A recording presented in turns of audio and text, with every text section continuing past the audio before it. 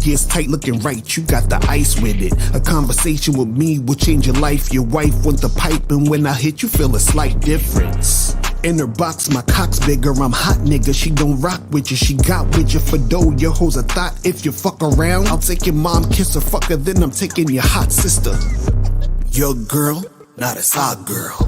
Your girl, not a side girl. Your girl, not a side girl. You shit that chick up in my world. You cuff that bitch, I'ma fuck that bitch. You in love that chick, will suck that dick. That slut will kick you out your house, man, fuck your couch. I'm Rick James, bitch, I'll take your bitch and fuck her mouth, nigga.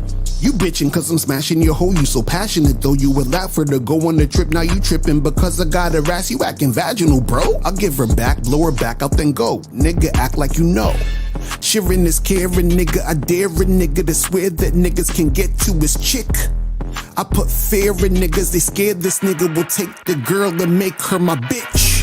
You the type to die for a slut, you lie just to fuck. You like to get drunk and high just to get the courage to say hi, you a punk. You want to get some ass but then you act like a monk. She's stringing you along, it's going on like a month. You spending all this dough, she still ain't touching your junk. She taking off her panties and you smelling the funk. You say you hate it but you ate it even though that it stunk. Nasty ass nigga.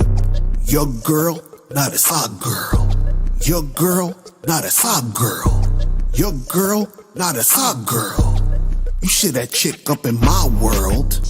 I'ma keep fucking your lady. My pull-out game's amazing, we ain't having a baby. You bitchin' moaning and crying, complaining, acting crazy because I'm fucking your girl, you punk ass, you pay me. Get cash to smash your whack ass chick. You too stupid to realize I'm teaching your whack ass shit. All up in your feelings, you feeling all attached and it's making you go crazy. And maybe if you had that shit we call game, you know you can't control no hoe. No matter if she's bad or right or just so-so. You trying to control that bitch, that's a no-no. You worried about other niggas, that's so homo. Pause.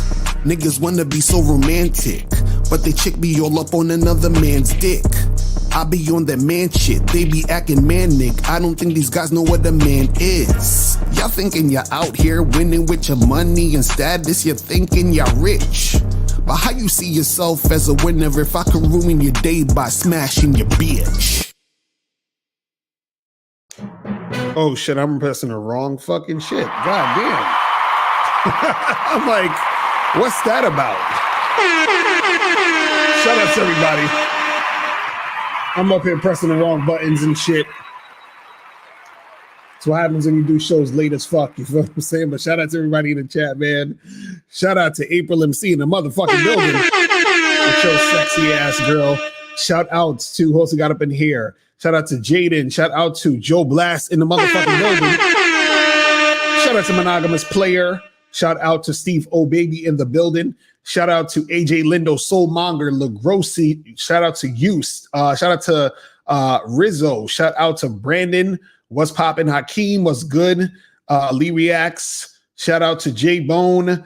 Shout out to True Savage in the building. TMJ, what's poppin'?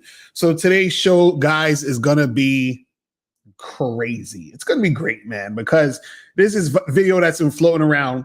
And what's interesting is about this video is that, you know, I thought that this was like basic shit that guys should already know. But obviously, dudes just don't know this.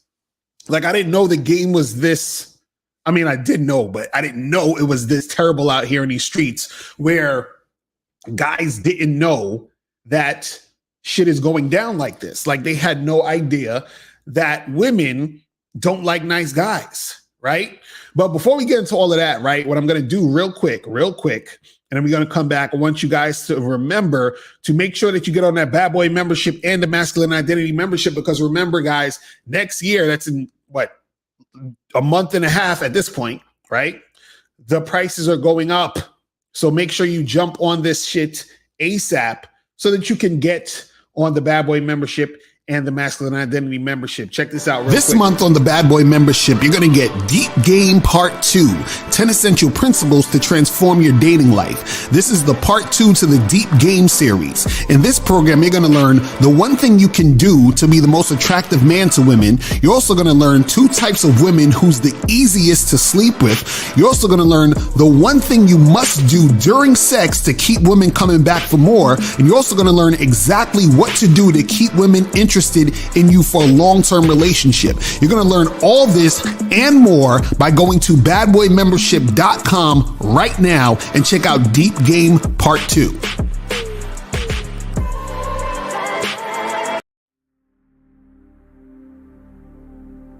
Some people think you need a sports car to get what you want. Some people think you need $1 million. Some people think you need looks,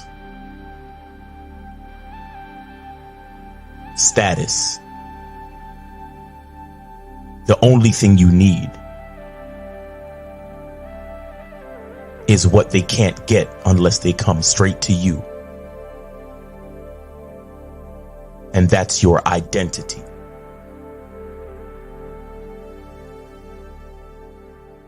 Join the Masculine Identity membership today.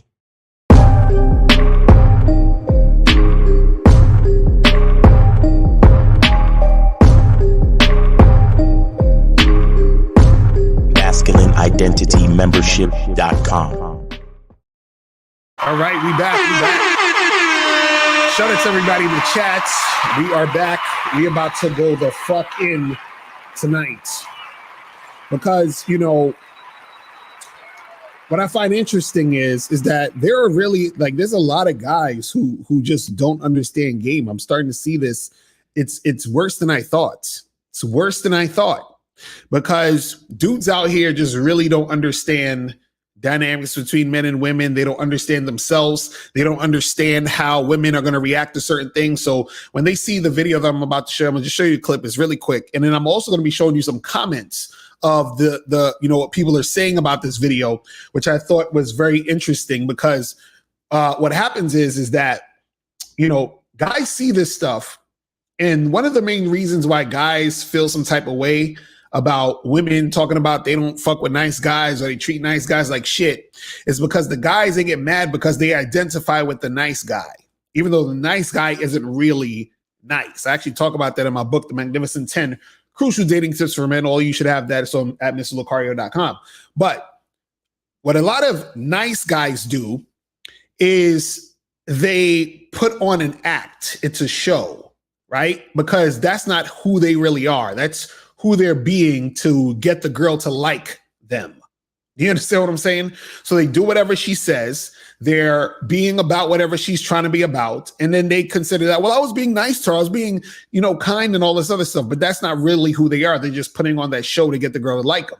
So they're not really nice. Because what happens is a lot of times when those guys do those type of things and then they don't get what they want from the women, then they start acting like bitch ass niggas, right? They start cursing the chick out. They get mad at her, like, oh, this is why these fucking women. So I'm like, what happened? I thought you was a nice guy. Like, where's the nice guy at, right? But let's play this clip real quick.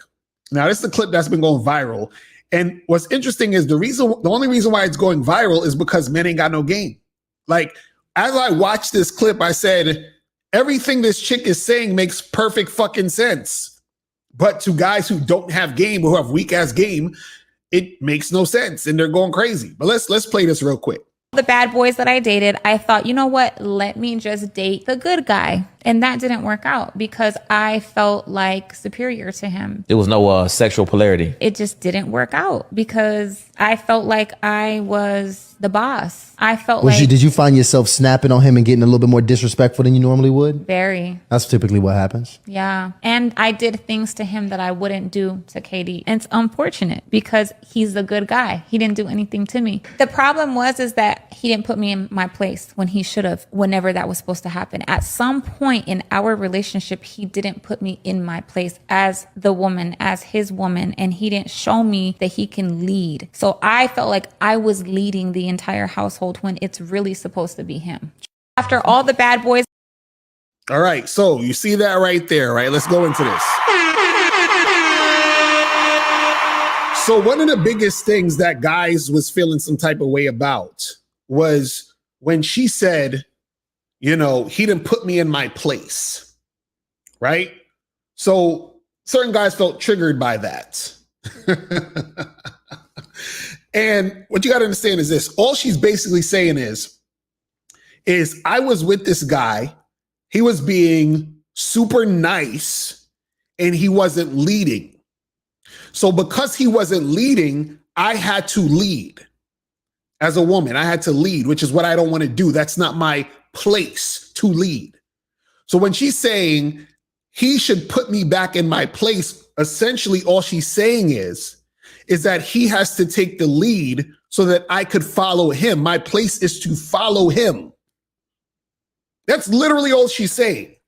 But let me show you some of these comments that these guys are saying in the comments of this video. So some of them was comments I got off of YouTube. Some of those comments I got off of Instagram and all this other stuff. But we're gonna go through some of these comments and see what these guys are saying, right?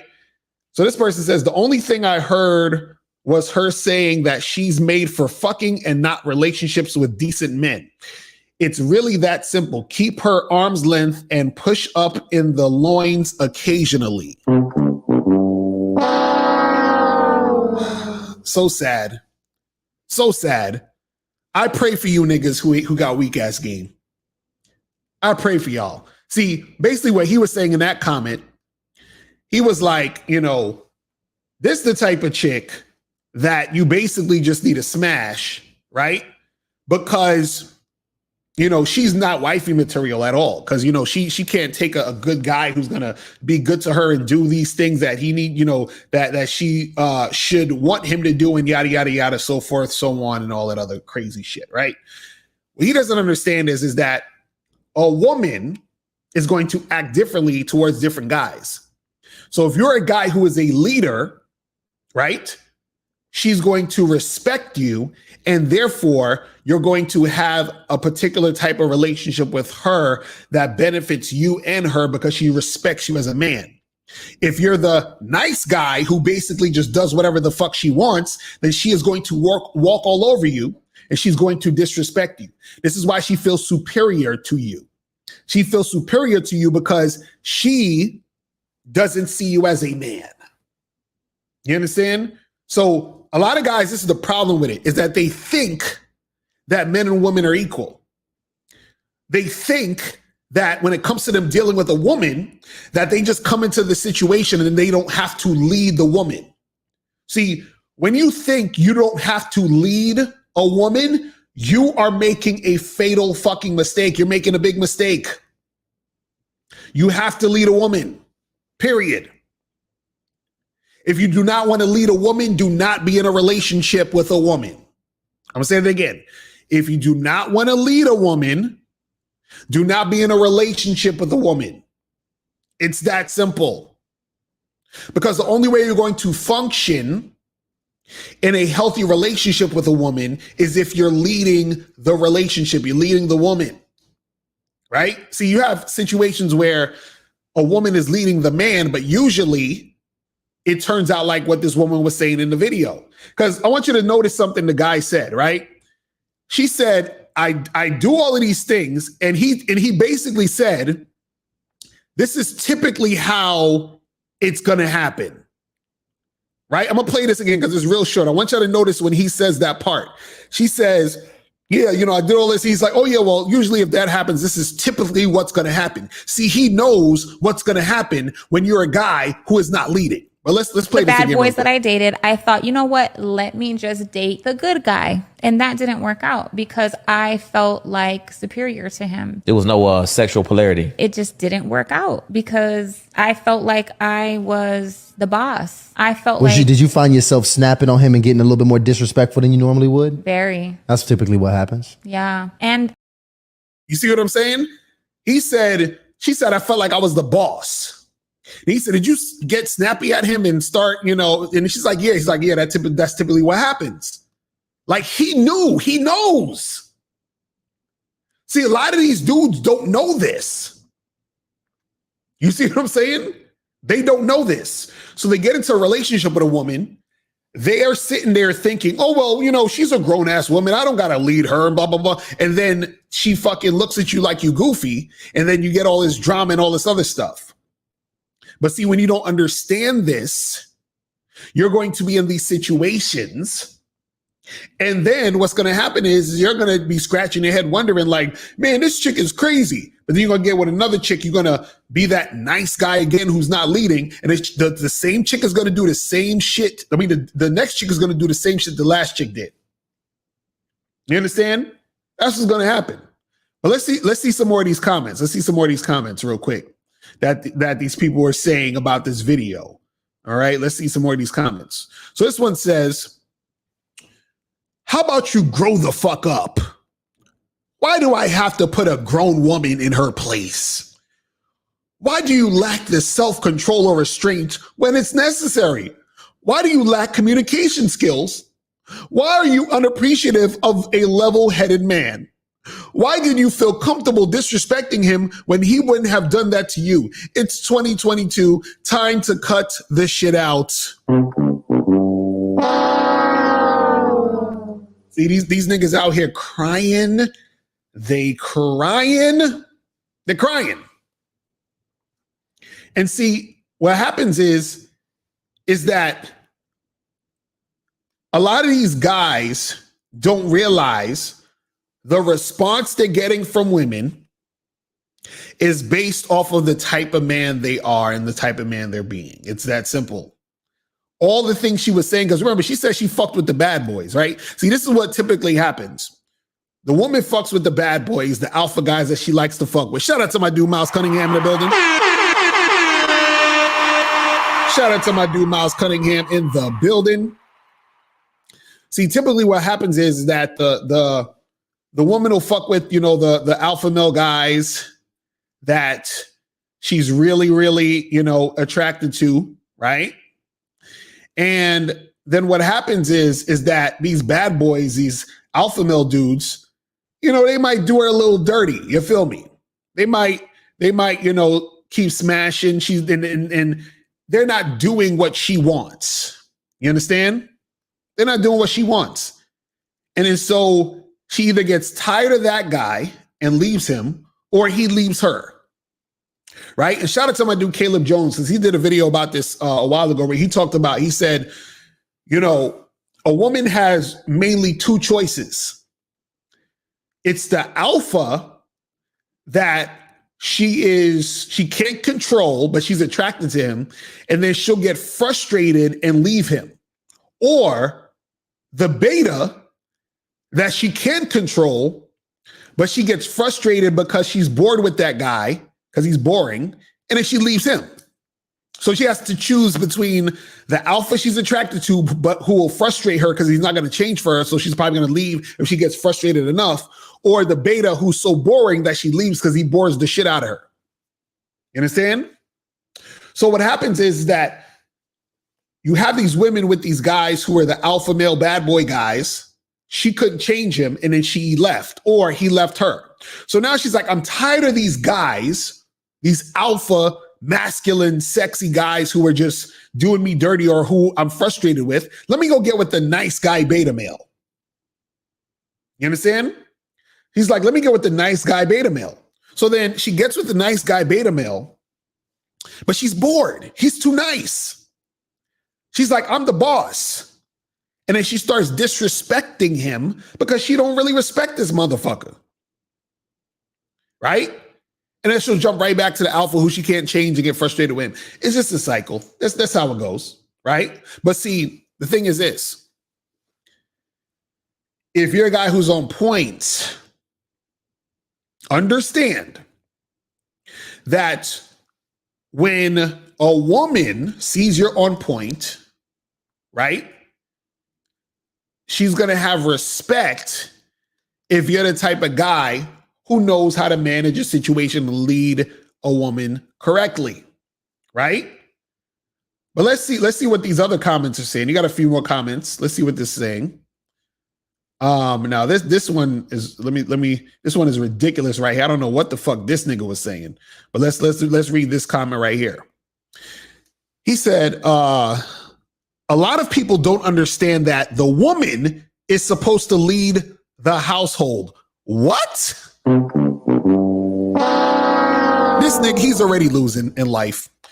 He said, it's just that a feminine forms of leadership look different than the masculine Feminine delegates and oversees. Masculine takes orders and completes them. What in the entire fuck is this nigga talking about?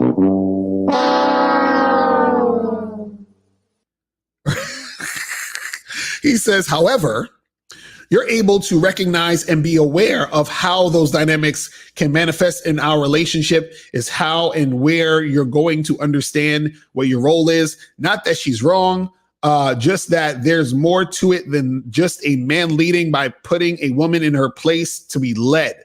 That's not that what I'm saying matters. I'm just saying, what the fuck is this guy just saying? What is he saying?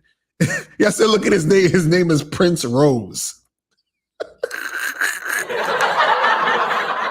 Oh my God. Guys, it's getting worse out here. It's getting worse out here. You're like, he can't be thinking this. He got to be trolling. He got to be trolling. Let's see. This is another comment I have. Okay, so it says, modern day women come up with a multitude of excuses for their bad behavior. We here in logical land believe that everyone's actions are a result of their own decisions, and whether you act rash or disrespectful or kind and gentle, you are choosing to act that way. I, as a man, am not your parent, and it is not my job to reprimand you when you are acting out of line. If I ever come across a woman like that, I would chop it up to whelp. You're a boatload of crazy who can't control their emotions. And I'd move on to find a mature woman who is fully grown. Again, these dudes do not understand leadership. They don't understand leadership. Like, this is what I'm saying. A lot of these dudes, they don't have game. They don't understand this. He's like, I'm not your parent. I shouldn't be trying to, put you in your place and teach. Nigga, when you get a woman, since a woman is supposed to be following your lead, you have to teach her how to be with you. How's she going to follow your lead if you don't teach her how to be with you? Which means that you actually have to do the thing you say you're not going to do. See, this is why, listen.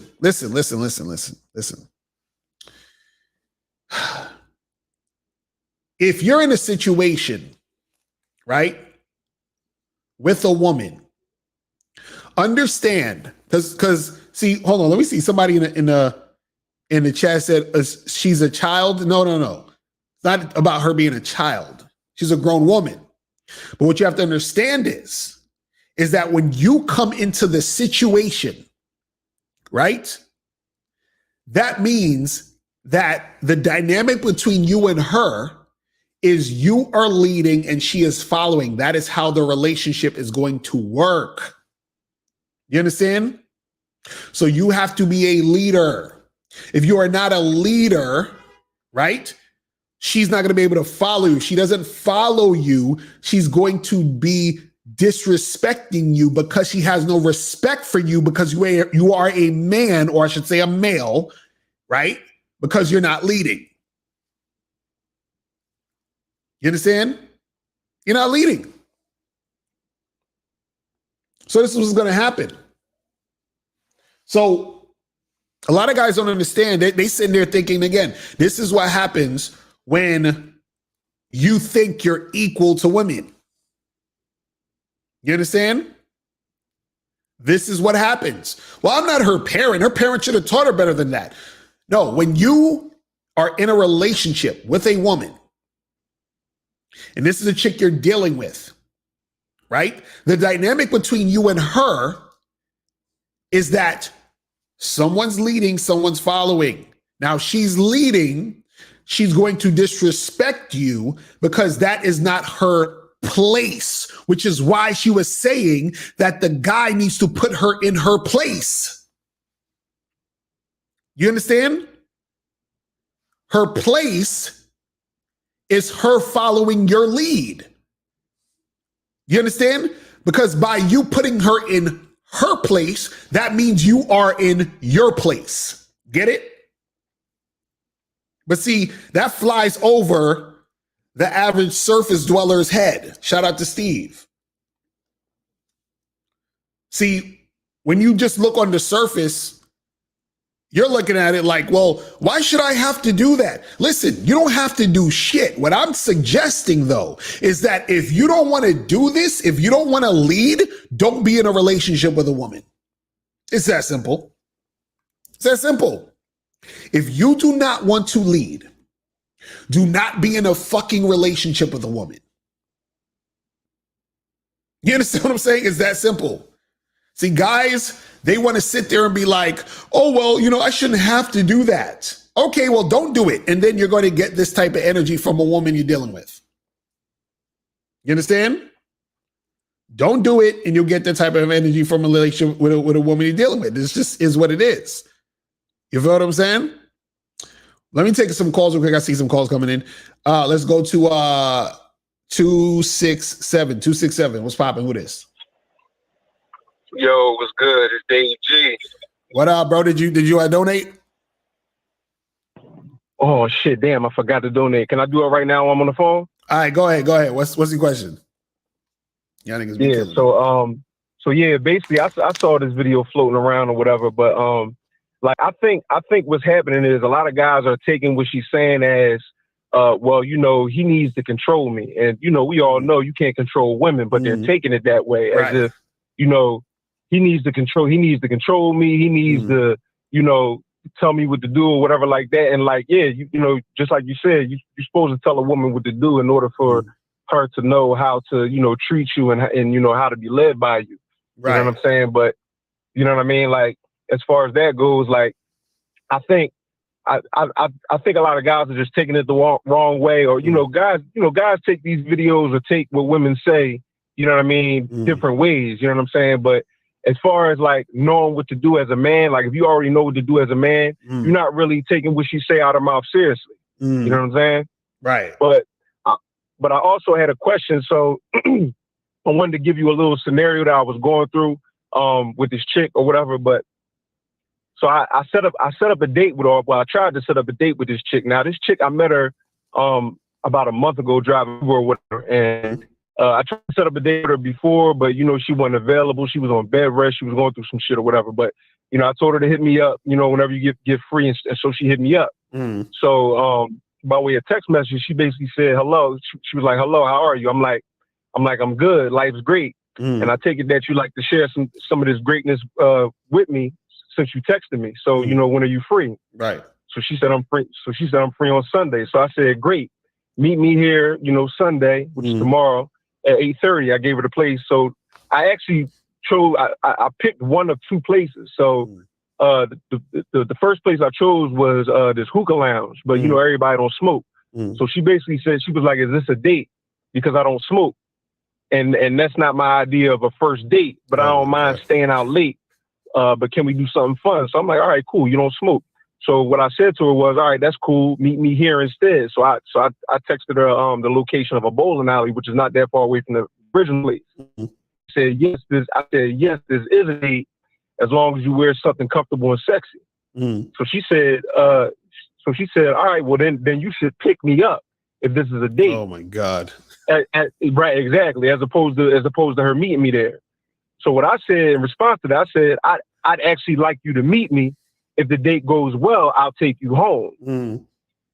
So she said, call me crazy, but that's just not how I work. I'm very old school about dating, LOL. And if that's not for you, just let me know and I'll back off. Right. I didn't say shit. I didn't say nothing. Right. So she says, so then she double texted me, LOL. I didn't say nothing. So then she triple texted me and said, how about this? Now, this is like a matter of like maybe 30, 45 minutes since I even texted. I didn't say nothing to her. Right. So she said, how about this? I give you a location and we meet there. Instead of exactly. Great. Good timing with the sound. So she said also instead of evening, let's do afternoon time if your availability allows it. So I basically said, probably like 10 minutes after that, I said, so I'm pretty calculated with my time and energy. If meeting at the location / date and time I set up for us doesn't work for you, that kind of sets the tone for a difficult interaction. Right. And I'm pretty easygoing. Right. So I'd like you to meet me. So I said, I'd like you to meet me and I look forward to seeing you. If not, then don't worry about it. It's cool. Right. So she didn't text me till the next morning, which was this morning. So she said, good morning. And then she said, okay, fine, I'll give in. But let's go to the bowling alley in the city they just opened up. It's in the fashion district, which is a totally different location than I gave her. Oh my God, nigga. Charge her ass right to the fucking game, bro. Listen, so the last thing I said was, and I'm on the Bad Boy membership, so I took this from you. And I think I should have said this sooner, but basically what I said was, good morning, just called in response to your text. It seems that you'd like to take the lead in setting up the date. So how about this? Since you want to go to this other place, you name the time. I'm free anytime after 8 Sunday, and I can meet you there, and it'll be your treat. Right. Didn't hear from her. Exactly. It's a wrap for that. That's what I'm saying. See, she was already on some bullshit. This is what I be telling y'all, man. I'm telling you, listen, whenever it's on some, oh, but let's do this instead. And you know, this is how I roll and this is what I'm used to. Man, fuck all of that. You understand what I'm saying? Like this chick, she on some bullshit. So this is what I'm saying. At least you figured it out before you wasted time going to even see her or do anything with her. You feel what I'm saying?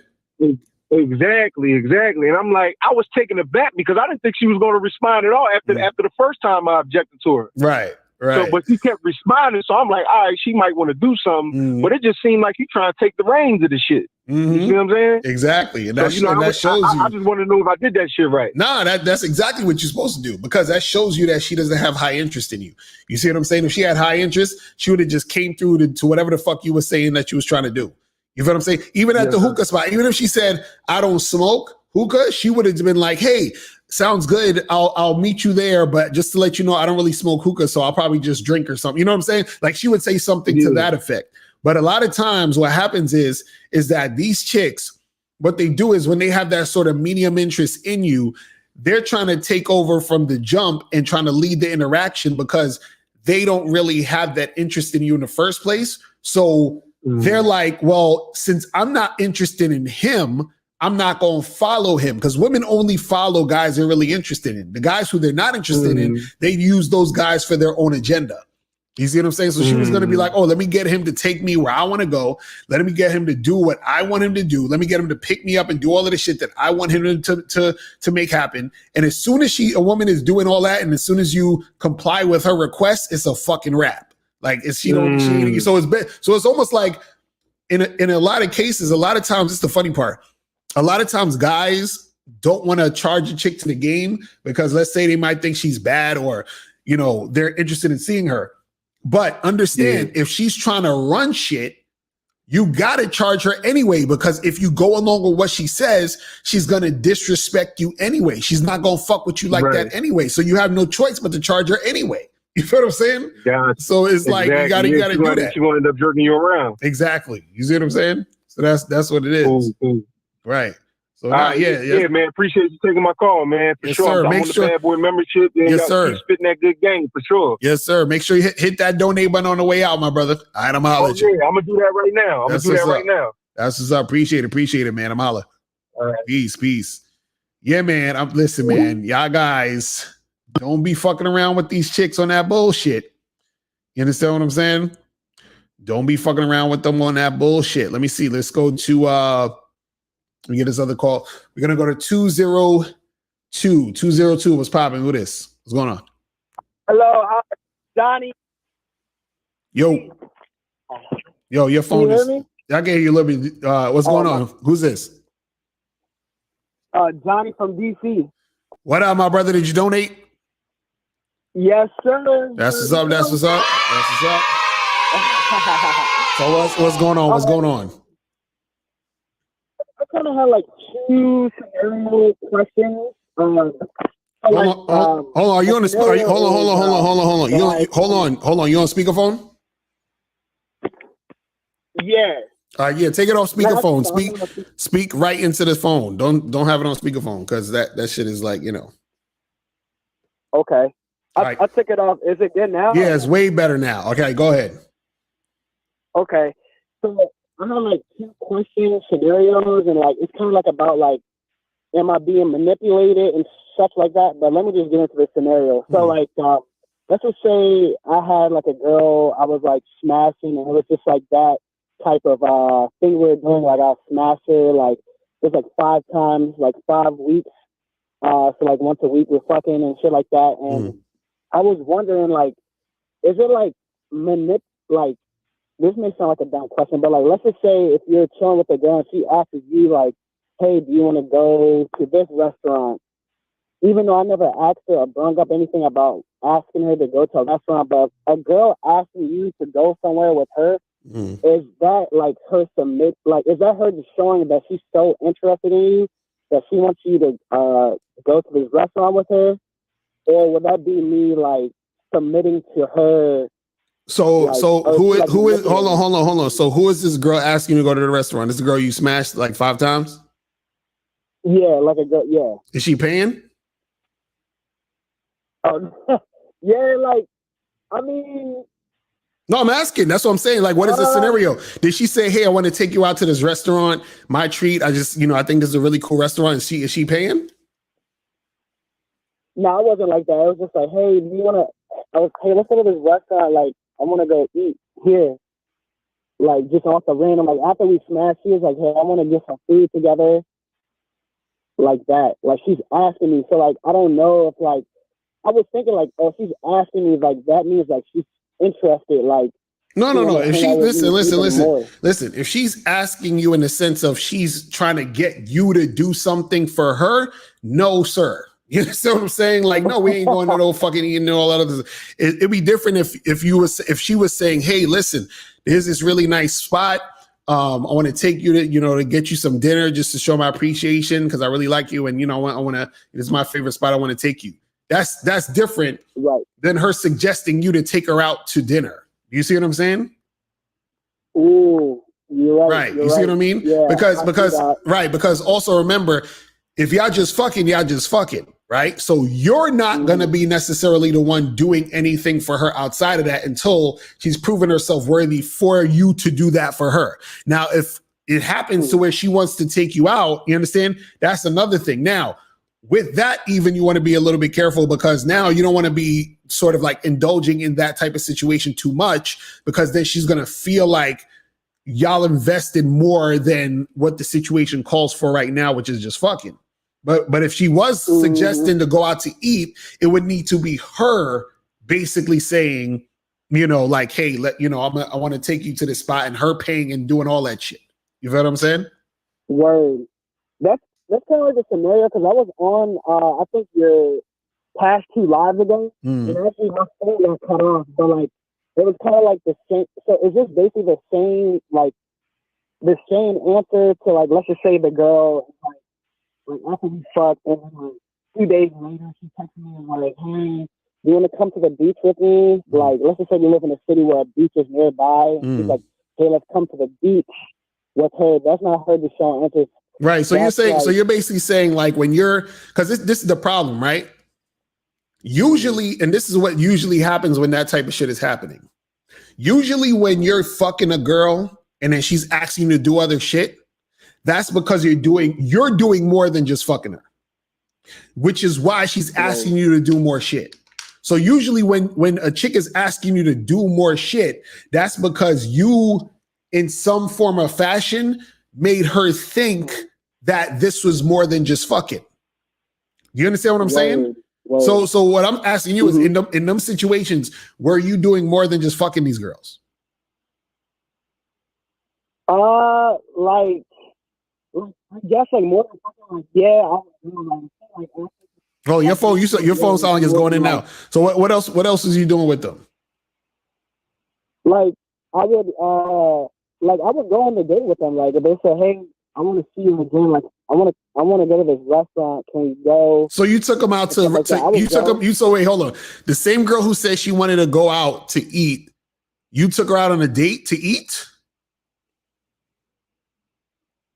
Like, yeah, because she asked me, like, I want to go to this restaurant. Like, I want to see you again. Like, I want to go to this restaurant. So Come on, man. Come on, fam. This is what I'm talking about, man.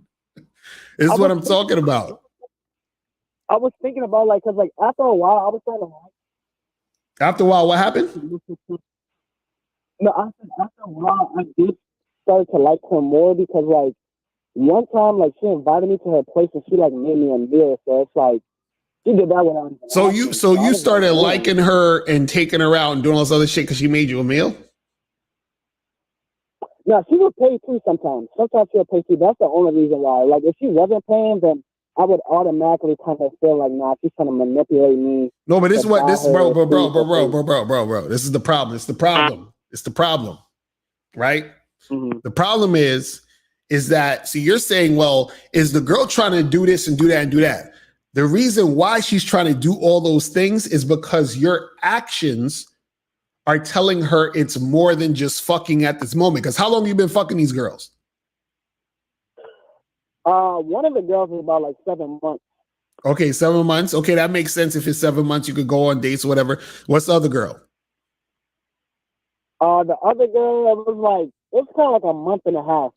Okay, so with the girl with a month and a half, what did you do? What is she say? What is she saying to you, or what has she done or trying to do? So like one example, like after I fucked her, I spent the night at her crib, and then like she asked me like, I mean she asked me in a nice way, like she was doing stuff for me, like, but this last me stuff like I have like you know how a sink can sometimes get clogged up by too much hair. So like I just fixed that for her. So you fixed her sink? Just to like, yeah, I got the hairs out. Oh my god, bruh. This is what I'm saying. See, now let me ask you this: why are you doing all this shit for? Cause I done it. I was like, damn, she made me stay at the place. She made me some food. Like she's doing stuff for me. So I was like, I can at least do one thing. Your phone is a beast right now, so it's cute. You need to tell her to buy you a new phone, and you know what I'm saying? Like, if anything, because your phone is going in and out this bitch. You know what I'm saying? Hold on. Miles is about to come on and yell at your ass. Hold on 1 second. So Miles, what you think about this caller? Did you hear him? He said the girl is doing all this extra shit, but see what happened is he's doing all this extra shit for the girl. Yeah. You understand what I'm saying? So caller, this is the problem. This is the issue. This is the issue you're having. Mm-hmm. The reason why the woman is asking you all these things about going out, doing all this other stuff is not that she's trying to manipulate you. She's doing these things because you're making it okay for her to say and do those things by your actions. Right. You see what I'm saying? You're fixing her drain, her clogged drain. You're fucking spending the night. You're doing all this other extra shit. You're basically being her man. So of course, she's going to act like you're her man and ask you, hey, let's go out to dinner. Let's chill. Let's do all this other shit. Right. Look, whenever y'all niggas call in, and every other word is like, yeah, right, yeah,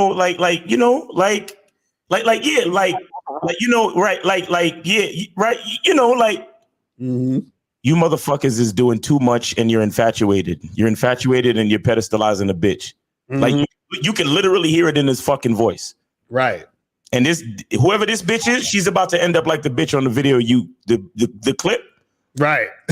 She gonna start snapping and disrespecting this bitch ass nigga. See, caller, this is what you got to understand, right? Let me explain something to you. See, you're doing stuff for her because she's done stuff for you. Right? Is that correct, right? Yeah. Right. That's correct. Right. So this is the problem. You should not be doing that. Because then basically what you're saying is you're susceptible to being manipulated by women because all they got to do is do something for you. And you're just going to run around and just do something right back thinking you owe them because they did something for you. Do you understand what I'm saying? So now you're being controlled by the whims of how a woman is coming at you. So if a woman is doing those things, right, and she sees you're the type of guy who's going to reciprocate because she's doing those things, then she knows that she can control you. You understand that? Okay. Right. So would it be okay? Like, even if it was my girlfriend, I could do sometimes some things for her sometimes. Caller, let me ask you, how afraid are you of losing this girl? Like on a scale of 1 to 10, how afraid are you of losing her on a scale of 1 to 10? I would say, like, after listening and learning from you guys. No. Okay. You are your own fucking man, hopefully. On a scale of 1 to 10, how afraid are you of losing this woman? I'll say like 6.5 to like 7. Yeah, exactly. It should be 0. The fact that you even honored my question lets me know that you have them in. Look, and guys, I want to make this disclaimer. I need to start every show like this.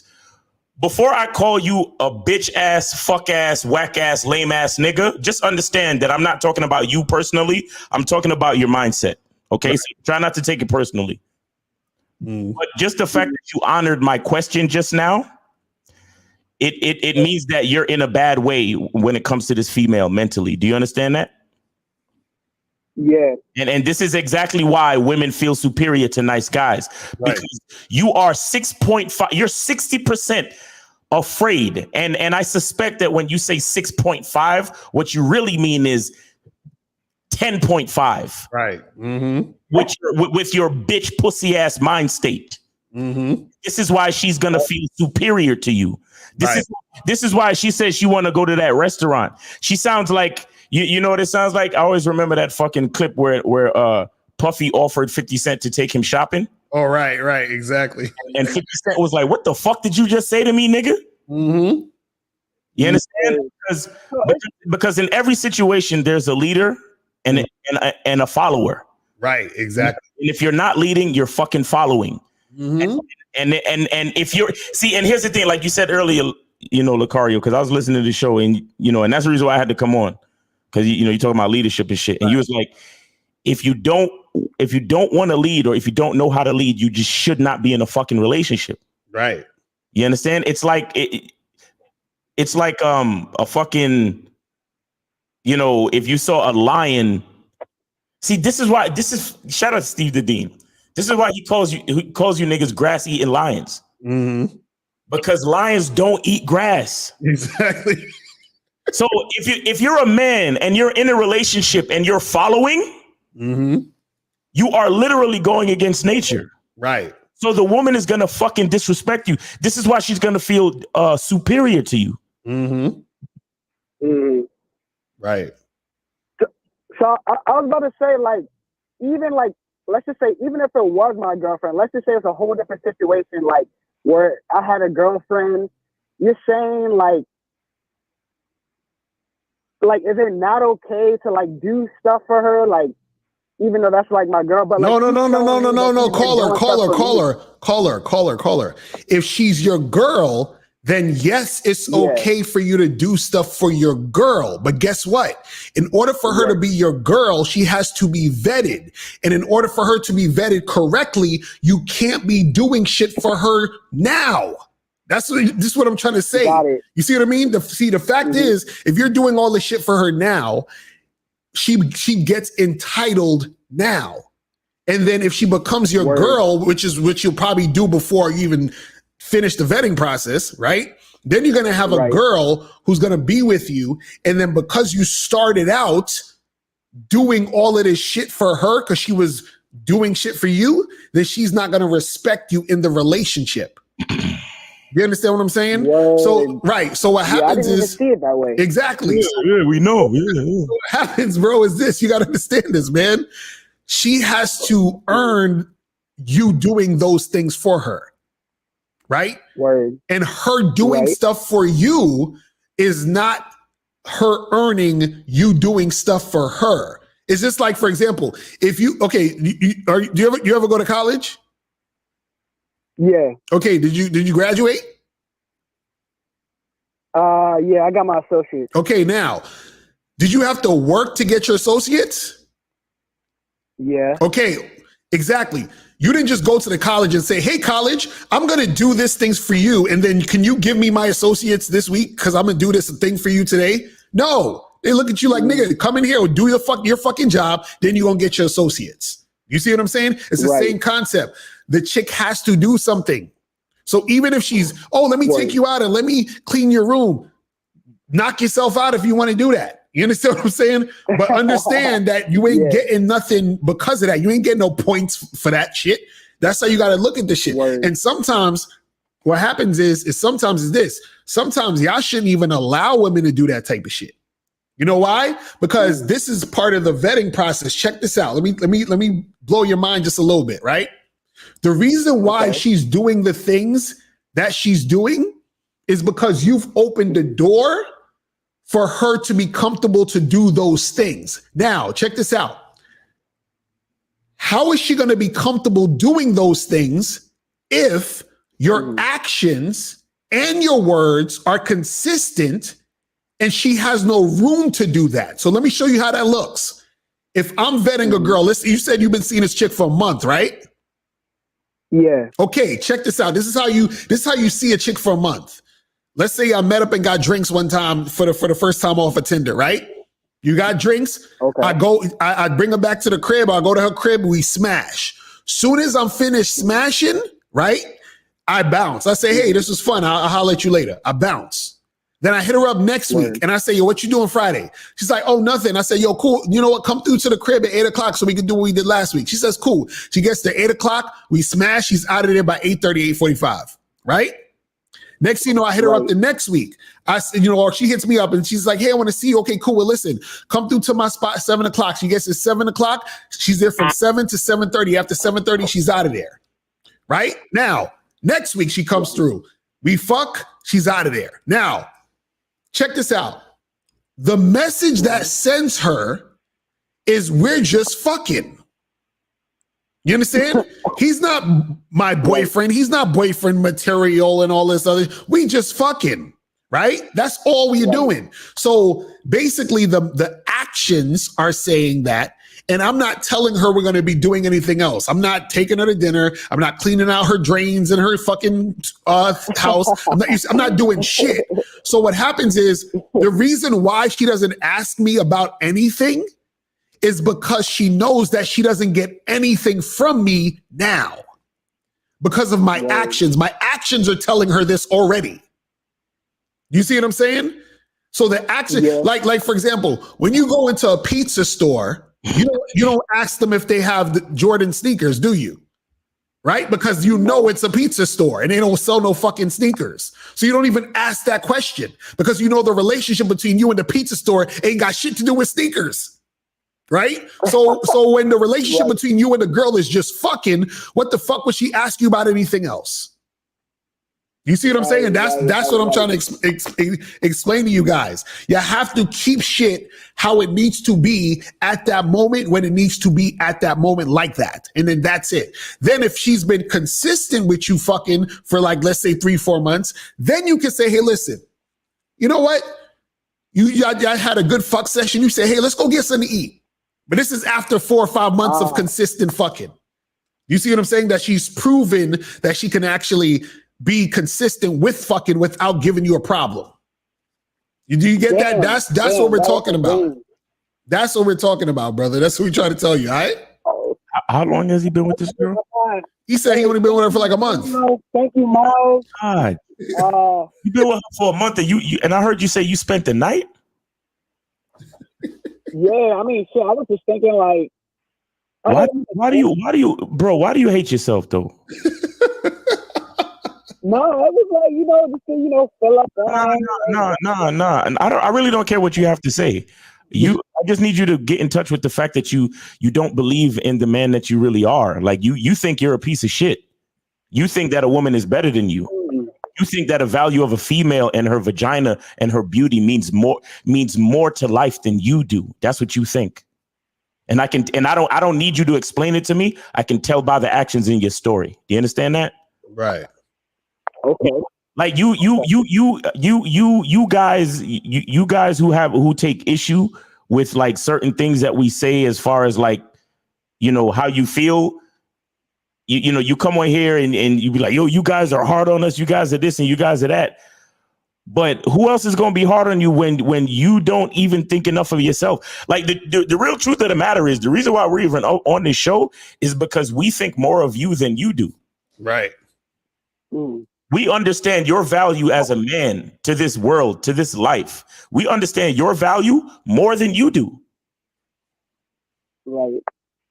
No, I'm not angry about it. Like, for me, other guys may get angry, but I'm trying to learn. So it's like, for me, I look at it as like, they know what they're talking about. I don't look at it as like, man, they kind of talk shit. Like, for real, you really are helping us. So I look at it as learning. Like, and that's why everything that both of you guys said was completely right.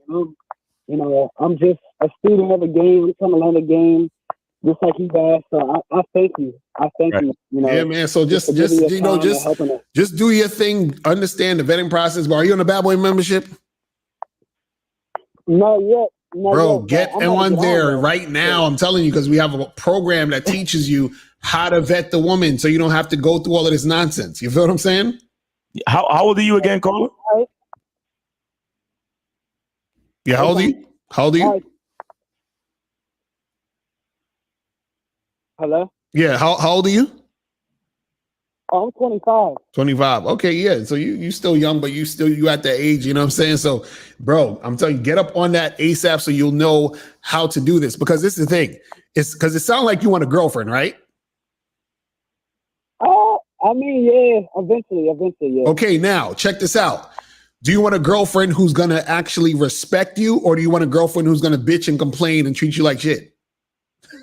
Respect me. Exactly. So you unclogging these chicks' drains at 1 month, she ain't gonna respect you. That's all I'm saying. You know what I mean? So understand she has to earn everything. All right. So call her.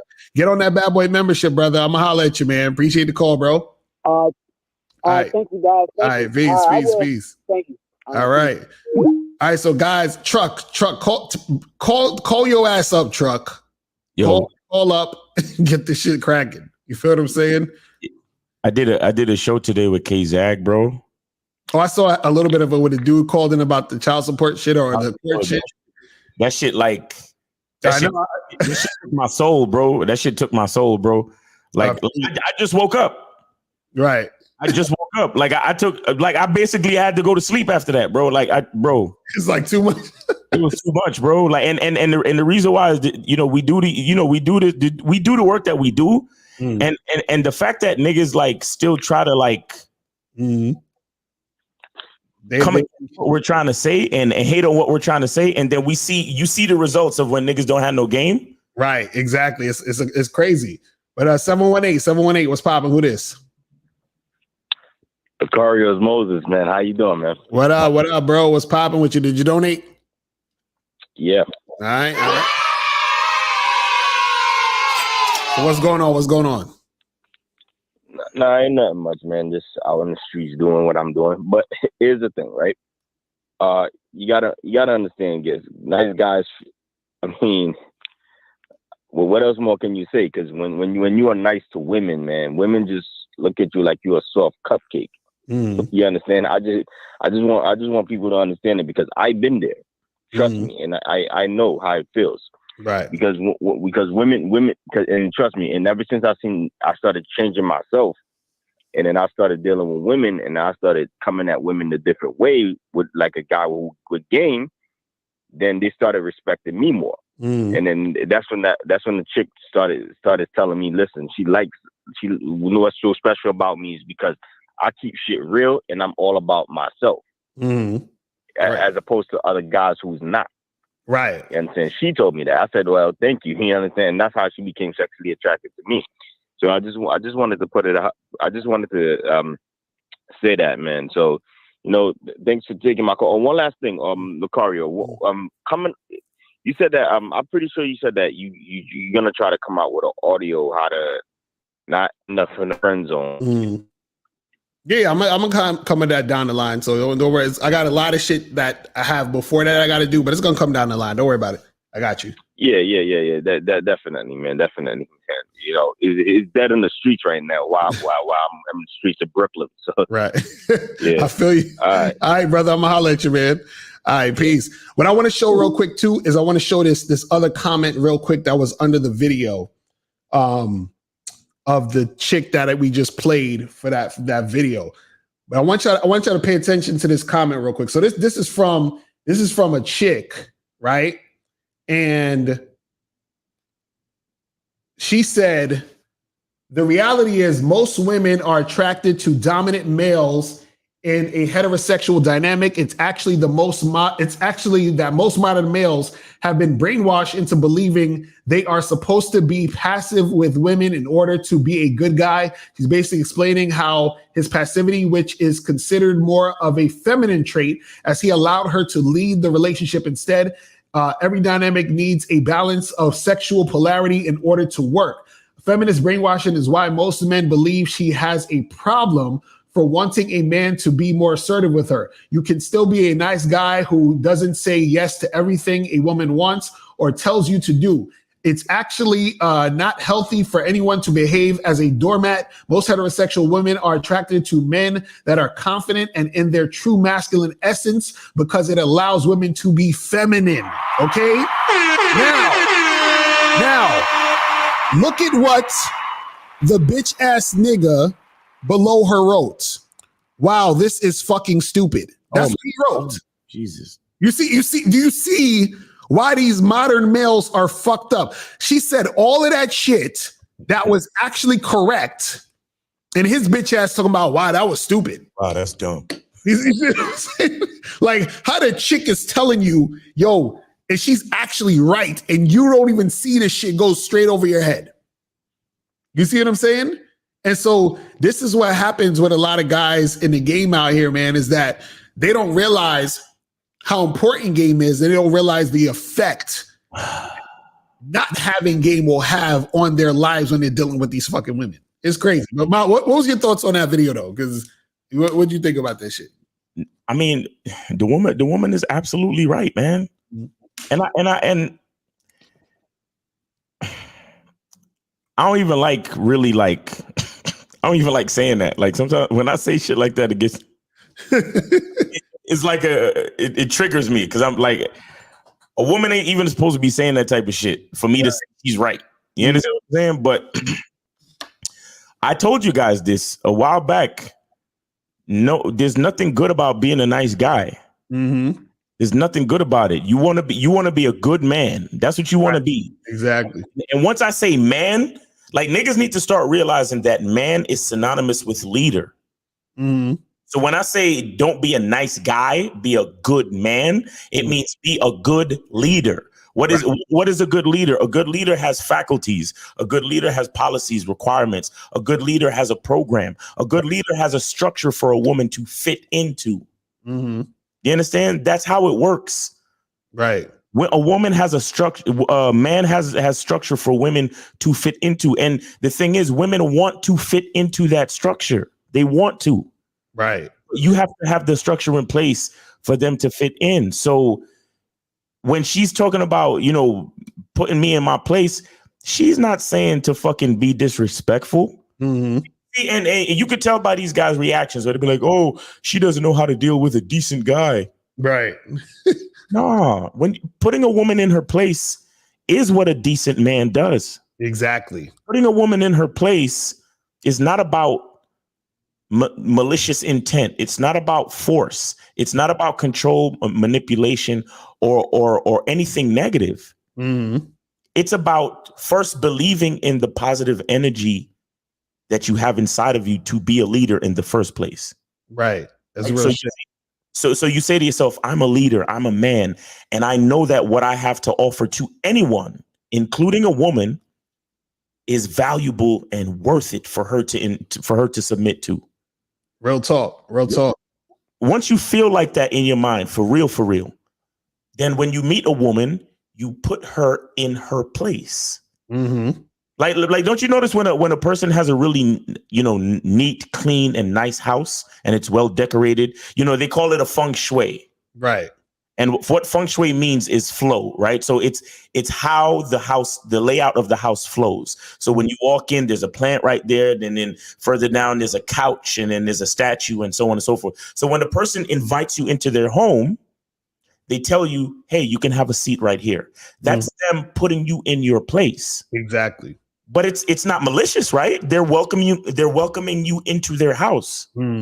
But notice the difference between a person whose house is disorganized and like they're moving shit out the way, and they have to go into the closet to get the folding chair and be like, hey, you want to sit right here? Hey, well, hold on, let me find a seat for you. This place is so crazy, blah blah blah. No, it's different when you walk into somebody's house and everything is already beautifully set up, and they say, here, have a seat right here.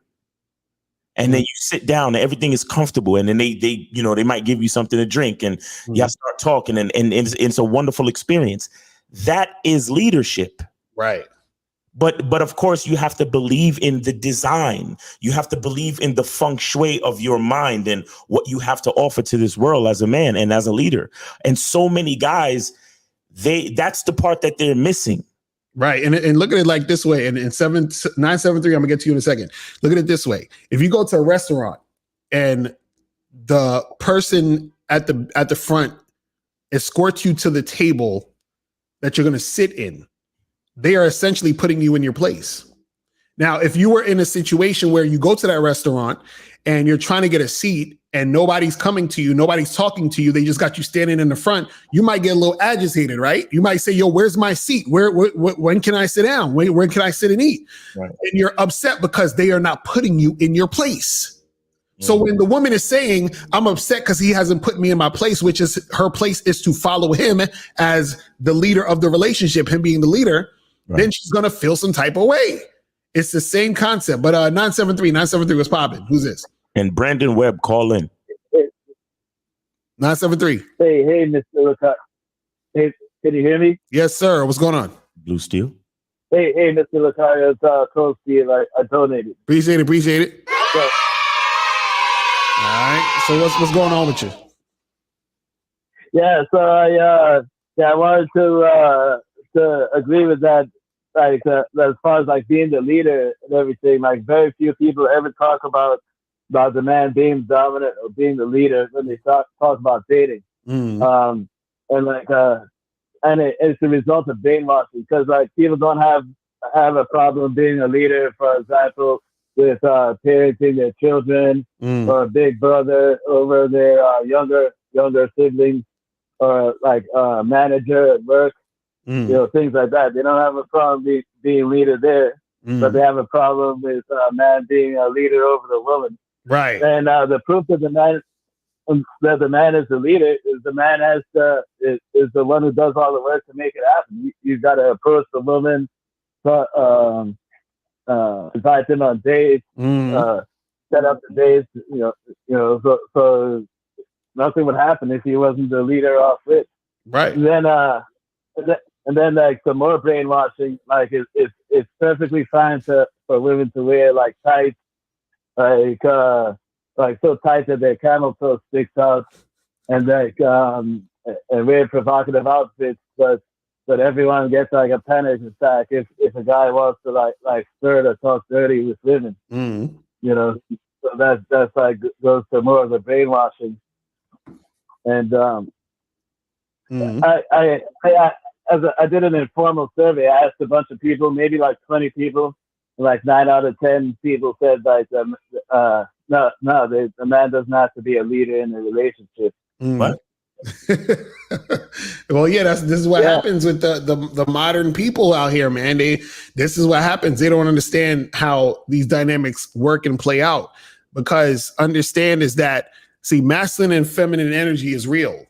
And so even though men and women both have masculine and feminine energy in us, the man, the male, or whatever, however you want to say it, is the physical representation of the masculine energy, whereas the female is the physical representation of the feminine energy. You understand? So this is why those energies are going to work that way in those cases. You see what I'm saying? When it comes to men and women getting together.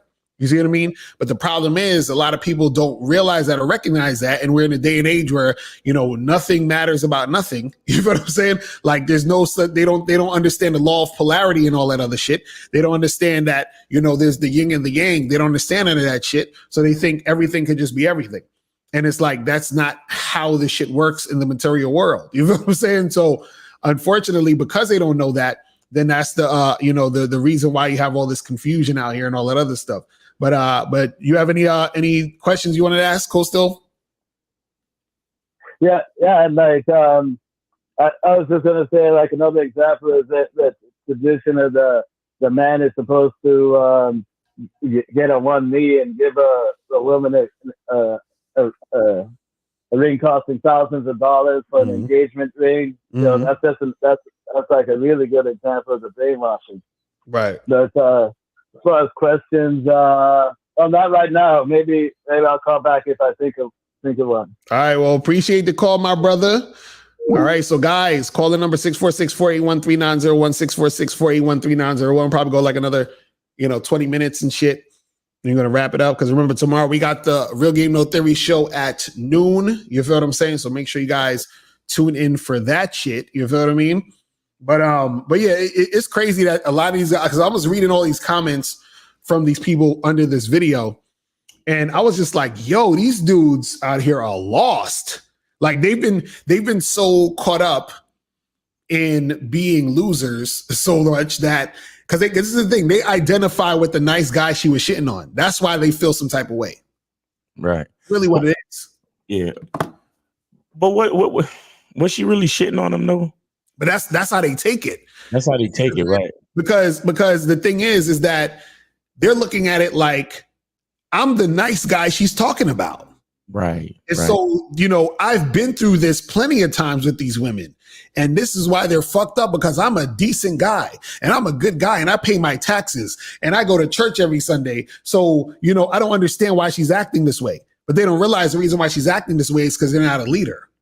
Right. It's really that simple. They think that them being some upstanding citizen that follows the law and pays their taxes, that means that a woman is supposed to just acquiesce to them, or not even that. They don't even think that. They just think the woman is just supposed to sort of come ready-made and be what they think she needs to be. And I'm like, that's not how it works. That is really not how it works. And I tried to make this point on when I was critiquing the cruise season video. Right.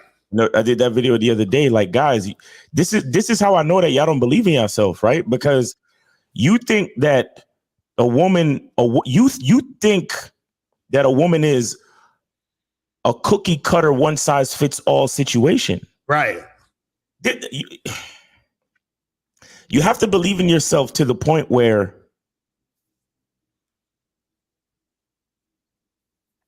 you have to believe in the idea of customizing your woman. Right. Exactly. Because this is why the ideas like the masculine identity membership and the bad boy membership, these are why these ideas make sense. Mm-hmm. That's because once you realize that you as a man, that you're a man, so you have certain similarities to other men. Right. But you are still different from all men. Exactly. You're different from all men. So when that's the reason why you have to have the policies in place. So when a woman comes into the situation, you let her know this is how we do things. Exactly. This is why I talk about creating a culture within your relationship. That's what so many niggas be talking about. Yo, society got these bitches brainwashed. No. It doesn't matter. Because when the woman comes into my world, she's going to understand the narrative of the society between me and her. Right. Exactly. Because there's going to be a society between me and the woman, and it's only a 2-member society. Mm-hmm. And if maybe if we move further and have kids and all that, different story. We add a couple more people to the society, but ultimately it's a 2-person society. Right. And shit, I might add another bitch too. Exactly. There'll be a 3. So let's go to 380. What's popping? And what's going on? This Obadiah. How y'all feeling? Chilling, my brother. Did you donate? What's up, man? All right, that's what's up. Yeah, man. How you feeling, brother? Chilling, man. Chilling, man. Good to hear from you. How you doing? So what's going on? Appreciate it. Yeah, man. I just wanted to call in, man. I'm for religious purposes, man, and just legacy building. I wanted to have a 4 or poly relationship. I wanted to have 4 wives. Mm-hmm. I remember, Lakara, you had a girlfriend. You also had April MC, and I'm like, you know what? Let me ask his advice. What would he say about building a relationship in that manner? Mm-hmm. I mean, well, the thing is, so how are you trying to have your situation though? Are you trying to have it where it's you and the 4 women to yourself, or you and the 4 women and they are with other dudes? Like, what's the situation you trying to do? To myself, 4 wives, only strictly to me. Okay. And we all in the same household. What tax bracket are you in? Tax bracket? Yeah. I'm doing okay. I'm doing okay right now. Currently, I'm at Mercedes, and I'm also building multiple different side incomes. But you at least making 6 figures a year? Absolutely, absolutely. Okay. I'm a manager. I'm a sales manager at Mercedes. Okay. Do you have any children already? I do not. Good. All right. Cool. Okay. Cool. And so, are you currently seeing any of these women at this point, or is this something that you're just trying to do later in the future? Something in the future. Okay. Now, have you at any point ever had a poly relationship before? No. Okay. So now this is the thing I'm gonna say is what I would say to you is at this point is one, I would say you need to start out interacting with women, a number of different women that you're interacting with, that you're getting together with or whatever, right? And then once you have vetted a woman to be your girl, like you need at least one main chick. Mm-hmm. And then once you have one main chick, then you can add another woman who knows about your main chick, and the main chick knows about that woman. But you have to be able to make that happen first, because then you're going to have to see, okay, how am I going to handle being with my main girl and another woman that who will eventually be my main girl if that goes to that case, and then see how I'm able to manage both of those women. You know what I'm saying? Because the thing is this, on paper, it sounds nice.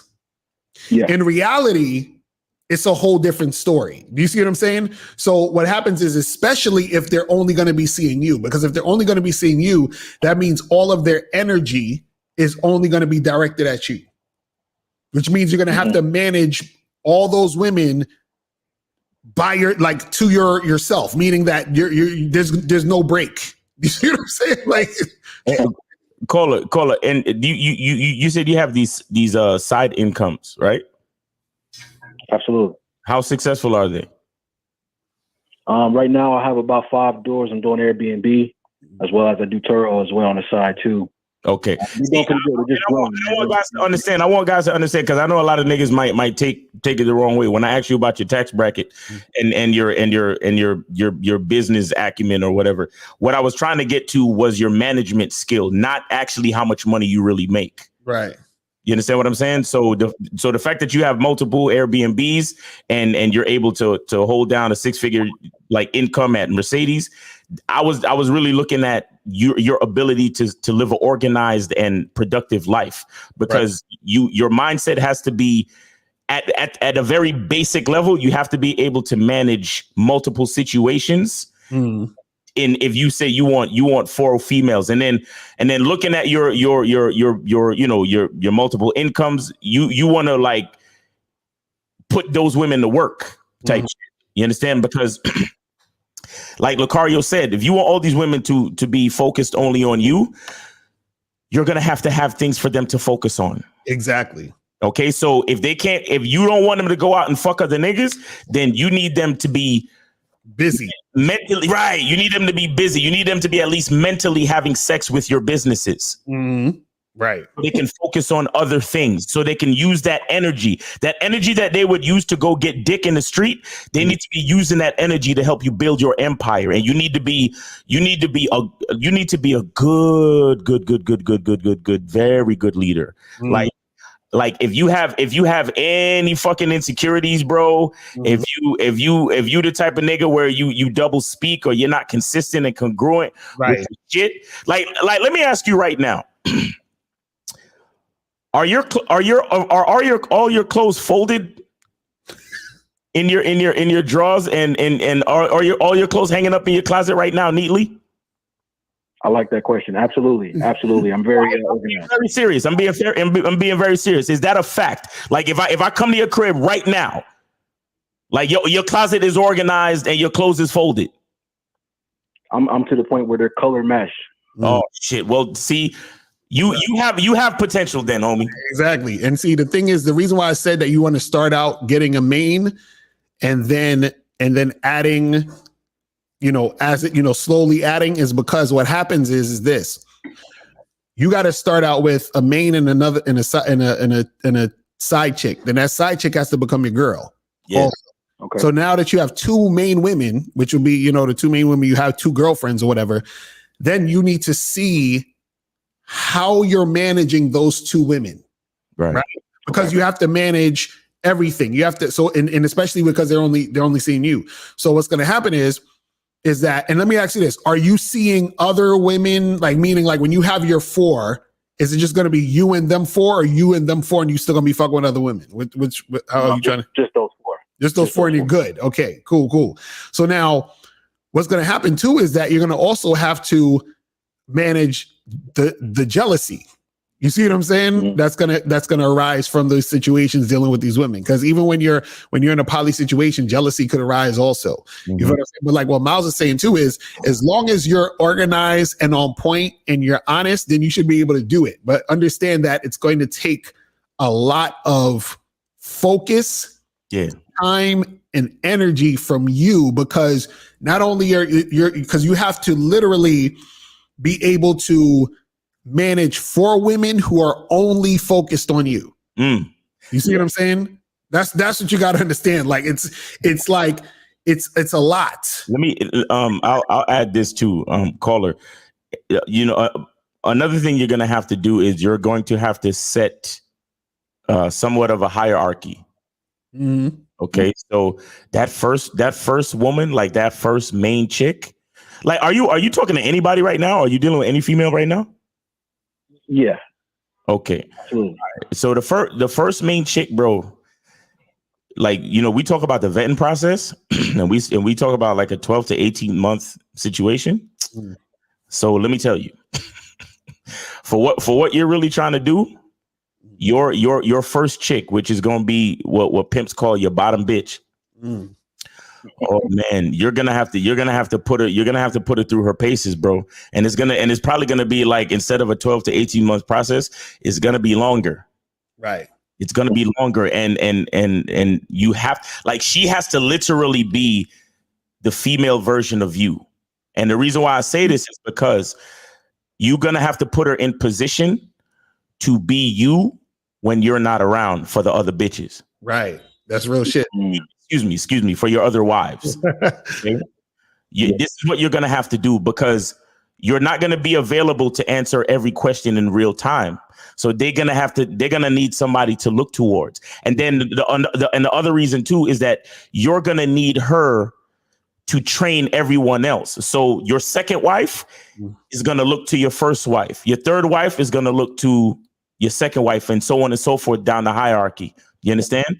Because it's going to be about, see, the hierarchy has a lot more to do with time than anything, right? So the woman that's been there the longest, she gets the respect. She gets the seniority. Do you understand that? Mm-hmm. Right? So all that organization, all those skills, that your first main wife, bro, she's going to be that one. She's going to be the golden goose. And then as soon as you assess that she has that type of strength, that's when you start bringing women around her for her to train. Right. And there's gonna be women that you're gonna try to bring in the fold, and there's gonna be women initially, they're gonna be so excited about the idea and what you're trying to build, and they're gonna be excited for the first couple months. All that is emotional motivation. Right. But you're gonna really see their true colors when you start to get down to the consistency and the boringness, the mundane repetitiveness of the situation and how you train them, and you might need them to answer phones, or you might need them to go to clean the Airbnbs, or you might need them to go do whatever mundane shit that they might not want to do. Though the vetting process for the second, third, and fourth wives, those are going to be some of the most difficult things you got to get through. You understand? Because like I said, these women are going to come in excited, like, "Ooh, you're so honest, and you're a leader, and you're a king, and and I respect your wife, and blah blah blah." But then you're going to see a little bit of dissension. She's going to be jealous, and she's going to be like, "Well, I don't understand what that bitch got over me," and blah blah blah. And then you gonna fall into the second and third, and you're gonna love them, and some of them you're gonna have to dismiss them and exile them from the kingdom, because you have women that's gonna come in and try to, like, all the shit I'm telling you is super, like, way down the line advanced shit. I'm just trying to give you. Because if you're really trying to do this, another thing I was asking you this. One of the main things I asked you is that, what are you gonna have in place to inspire them not to fuck with other guys? Oh yeah, that's a good question. Right, because that's important. Sure. Say it again. I'm not sure. Right, that's something you got to think about, because understand, and this is the key you got to understand about dealing with women. Period. Women don't do anything for you; they do everything for themselves. No. So this is why there has to be something that's going to inspire them to say, I would rather stay here and not go over there, because staying here is more beneficial to me than going over there. Right. And because what happens is this, what a lot of guys don't understand is that when you have the restriction of the woman not being able to fuck other dudes, that's what makes her want to fuck other dudes more. You see what I'm saying? That's the ironic part of the whole thing. Usually when they can is when they don't, or they don't as much. But when they can't, there's usually a desire to, unless there is something in place of that is more beneficial than her doing that other shit over there. Do you see what I'm saying? So that's something that you're going to really have to figure out to keep all that in place. Because especially if you're talking about 4 women, bruh, 4 women, and they're gonna want attention, and they're gonna, you understand what I'm saying? Because even when you have women cooperating and they're on your program and all this other stuff, right? What happens is that there's gonna be still, because remember, you're not living on an island with this woman or these women. Right. So what that means is that even though you have influence over them, right? What's gonna happen is, because you're one dude, unless you have something in place for them to be inspired to just stay focused on that, their attention might be elsewhere. You see what I'm saying? So you got to be able to prepare for that. So that's why. So we're just giving you sort of the realities of it, of understanding that on paper it's great, but you got to understand the weight of what it means to do that. That's what we're just trying to get you to understand. You see what I'm saying? Yeah. No, absolutely. Right. Well, hey, I appreciate you. Hold on. And do you plan to have kids? Absolutely. Many. Yeah. So you definitely gonna need to keep your organizational skills heavy. You know what I'm saying? And you might have to turn a couple of them Airbnbs into houses for some of your wives. Yeah. Right. I'll do that. Right. Okay. So, all right, brother. I'll keep you out there, man. We'll keep calling in, man. Keep you all. Hey, man. Hey, good luck, man. Because what you're about to undertake is for real. Because serious. For real. That's some real shit. Because I wouldn't do it. Talk to y'all soon, man. All right, man. Appreciate the call, brother. Easy. Man. But no, that's some real shit though. Because dudes got to understand. Like, I know a lot of guys like the idea. Yeah. Having multiple women and shit like that, bro. Let me tell y'all, listen, I got a wife, I got a girlfriend, and I love them so much, but you understand this shit, It's not easy. Okay, this is not a walk in the park, people. And this is only 2 women, so he wants 4. He wants 4. Damn. You know what I'm saying? Like that's a lot. So because it sounds nice, I get it, but you got to understand it's work. Yeah, it's a lot of work, people. You understand what I'm saying? Just like we were saying, where if you don't want to be a leader, don't fuck with women. So imagine you got to lead 4 women. Yeah, who are always up on you. You see what I'm saying? So that's a very like chicks say, because you got to understand something. Women don't just chill. You understand? Women need constant maintenance, because women like guys expect women to be like this, right? But women are really like all of this. That's what the fuck they do. You know what I'm saying? Right. But 503 call back. I see you've been trying to call for a minute. 503 call back. But you know what I'm saying? So you got to know how to fucking deal with all that shit. And they can't fuck other Nick. And that's what I'm saying. It's good. You better get some super Viagra, some shit, nigga. Like, no, I was gonna say get some 80% lesbians. Right, exactly. They 80%, so they could fuck with each other. Right, something. 20% of the time they fuck with men, so that 20% could belong to you. Right, exactly. Because imagine you gotta fuck 4 chicks, and you're nigga. That's crazy. That's what I'm saying. Dudes gotta understand, man. Women are not robots. You gotta. That's crazy. Yo, it's wild out here. Because the thing is, if you're in a certain, let's say, for example, like culture, some women are conditioned to make that a little simpler for you, but in this culture, nah. You know what I'm saying? Like you got to do all that work yourself and make that shit go down. So let's go to 503. 503 was popping. Who this? What's up, man? This is Nate. Nate, what's popping? Did you donate? Yes, I did. All right. Yes, I did. What's going on? So what's popping? What's going on? I just wanted to tell you everything you say like earlier today. I'm just a little tired, I'm getting over 9 months of dealing with like side effects of COVID, so I'm finally feeling better, right? Mm. Oh, congratulations, bro. I'm glad you're feeling better, bro. Yeah.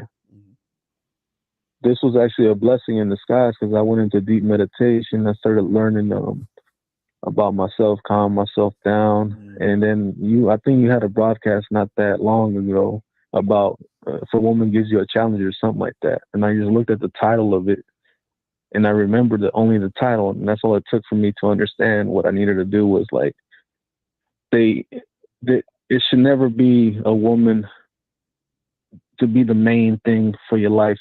It should never be that. Right. And that's what I learned. That was it. And I was losing my, and I felt that imbalance in the relationship, because I was always like seeking her approval, and it was all about her, and I forgot about myself. Right. Yeah. That's when it happened. That's when it happened. And I was like, oh, I see. Right. The power of my masculinity was never there. The imbalance was never there. It was always there. I was always imbalanced. Right. And so, and I mean, that's why, even I didn't even have to buy the Bad Boy membership. I just kind of understood the psychology. And and I thank you guys for the information. Have a good night. That's what's up, man. Appreciate the call, brother. All right. Yeah.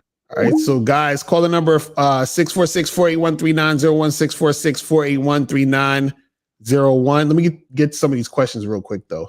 Hold on. Let me see. It says, not to be funny, but what is really a nice guy? That's a guy who basically bends over backwards and does everything that a woman wants him to so that he can basically win favor in her eyes. But usually what happens is that the chick doesn't really fuck with him because she doesn't really respect what he's doing, because he's not being himself. Yeah. Not being a man. He's not really letting her know what it is. You see what I'm saying? So that's what happens with nice guys. Nice guys just don't understand women. They think that, they need to, be a certain way in order to get them. And the problem is that a lot of nice guys, the reason why they act this way is because they listen to the bullshit women will say in public. They're like, yeah, I want a nice guy that's going to treat me well. And, guys should be gentlemen and open the doors and, take women out to dinner, and they'll say all that goofy shit. But that's what they're supposed to say so they can, find suckers. You know what I'm saying? Like, right. that's the thing. Right. You know what I mean? That's what they're supposed to do. Can I say this real quick? So I'm looking at the definition of nice, right? And it says pleasant, agreeable, or satisfactory. Mm-hmm. You understand? Right. Now, pleasant, agreeable, and satisfactory. That means it's like agreeable. Agreeable means you agree with someone because you want everything to be nice. You want everything to go well. You want everything to be satisfactory. Right. Now, I'm looking at the definition of good. It says having the qualities required for a particular role. You understand? Or it says the benefit or advantage to someone or something. So you see, nice is just satisfactory. Nice meets the mark because nice is more of a transactional situation. A guy is being nice because he, like you said, Lucaro, he wants to get favor from the girl. Right. But he's not. But he's not being good. He's not having the qualities for a particular role. Because if we're talking about the role of a man and a woman in a relationship, we're talking about leadership. Right. You understand? So a nice guy is not trying to be. He's not trying to fulfill a particular role or be righteous as far as his identity and who he is. He's just trying to do just enough to get what he wants. Exactly. So a nice guy is very disingenuous. You understand? Exactly. That's the reason why nice guys finished last, because nice guys, that was never them. Whatever a nice guy does, that's not him. Exactly. He's focused on the transaction. He's focused on what he can get. So he's being nice. He's being agreeable. He's being pleasant. He's being satisfactory. Mm-hmm. But good means there's a role. You understand? Having the qualities required for a particular role. Right. That means a person understands who they are, what they are. You understand? They understand the value and the benefit of their identity. And that's why sometimes being good to someone, they might not always, quote unquote, like you. Right.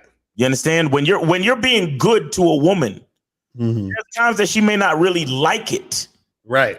You understand? But when she understands the overall value of your identity, she's influenced enough to go with it because she realizes who and what she's dealing with. You understand? But when it comes to a nice guy, whatever she says, the nice guy's gonna do.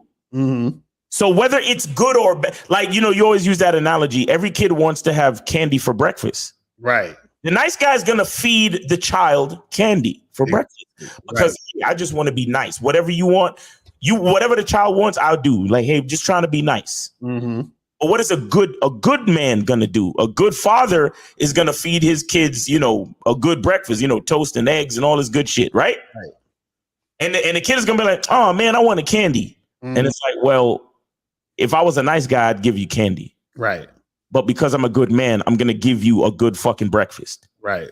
You see what I'm saying? So that's the difference. That's what a nice guy is. A nice guy just tries to be pleasant and satisfactory so he can be in the good graces of the other person. And a lot of times it's to the detriment of the other person. Right. And you know what the funny part is? The reason why nice guys do all this shit is because if what they're doing doesn't work out the way they want it to, they can always say, well, I was being good and nice and awesome, so therefore there's something wrong with you, not me.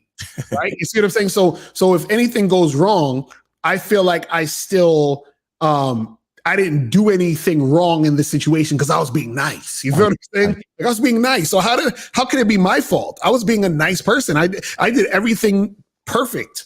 So you see what I'm saying? But if they're just being themselves, right, and things don't go the way that they want it to go, guess what?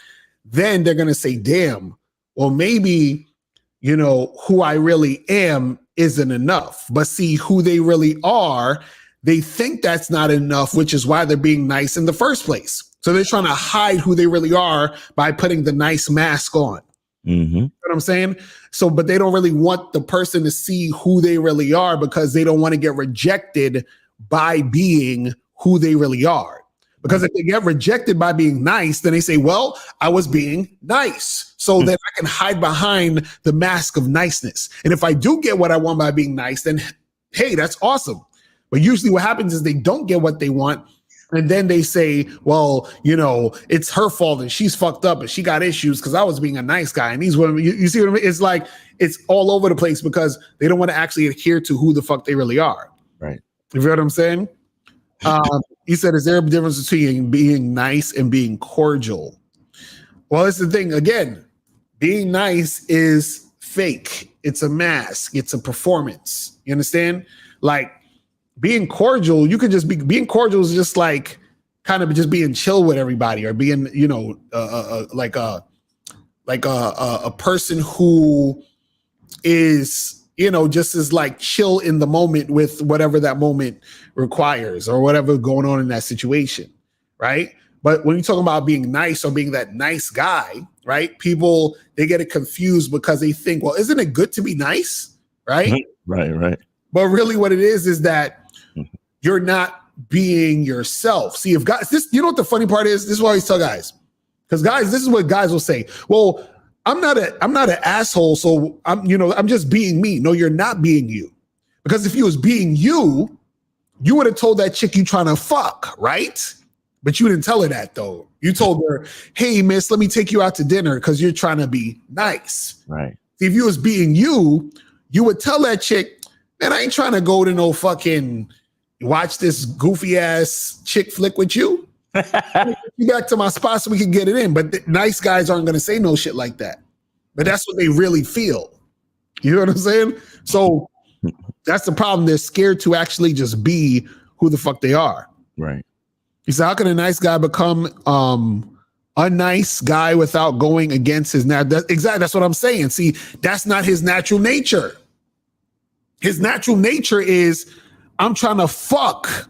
But he won't say that. He won't be that type of guy. If he was that type of guy, he'd get more pussy. You see what I'm saying? So the nice guy, like this dude's on YouTube right now who supposedly is supposed to be giving niggas advice on dating and shit. And they be like, you can't just tell a girl you want to have sex with her. That's creepy. I'm like, nigga, you teaching niggas how to get chicks and you telling niggas they can't tell a chick they want to fuck? Are you serious? So it's just like, you know, so a lot of these dudes, they think they're being their natural selves, but they're not being them natural selves.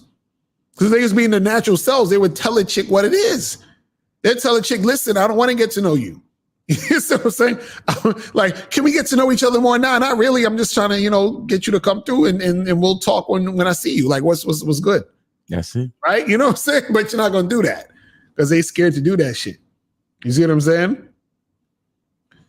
Costa said, if a woman wants a relationship, wouldn't she leave the fuck buddy for the equivalent man who just as good in bed but wants a relationship much sooner? Well, the thing is, you're saying would she leave you don't have to leave a fuck buddy really, because it's just a fuck buddy. It's like, I'll hit you up when I want to fuck. You know what I'm saying? But if she found a man who was good at bed and wants a relationship, right? Usually those guys who want a relationship soon usually aren't the type of guys that women actually want. Those are the guys women settle for. You see what I'm saying? See, you gotta understand the dynamic of this shit. Women want a relationship with a on-point dude. But an on-point dude is the hardest type of guy for a woman to get in a relationship with. Because he has too many options. Exactly. He's on point. He's not rushing to be in a relationship with a woman because he knows he could be in a relationship whatever the fuck he want. Right. Right? So she has to, you know what I'm saying? I'm gonna add to that statement. A man who's an on-point dude, his first option is always himself. Exactly. So if a guy is like, I want a relationship much sooner, then he's not really even that guy, even if he is quote unquote good in bed. You see what I'm saying? But Cold Steel, if she wants to leave, let her leave. Right. That too. You know what I'm saying? Like that right there. Your language is still exposing you because it shows that you scared of a bitch leaving you.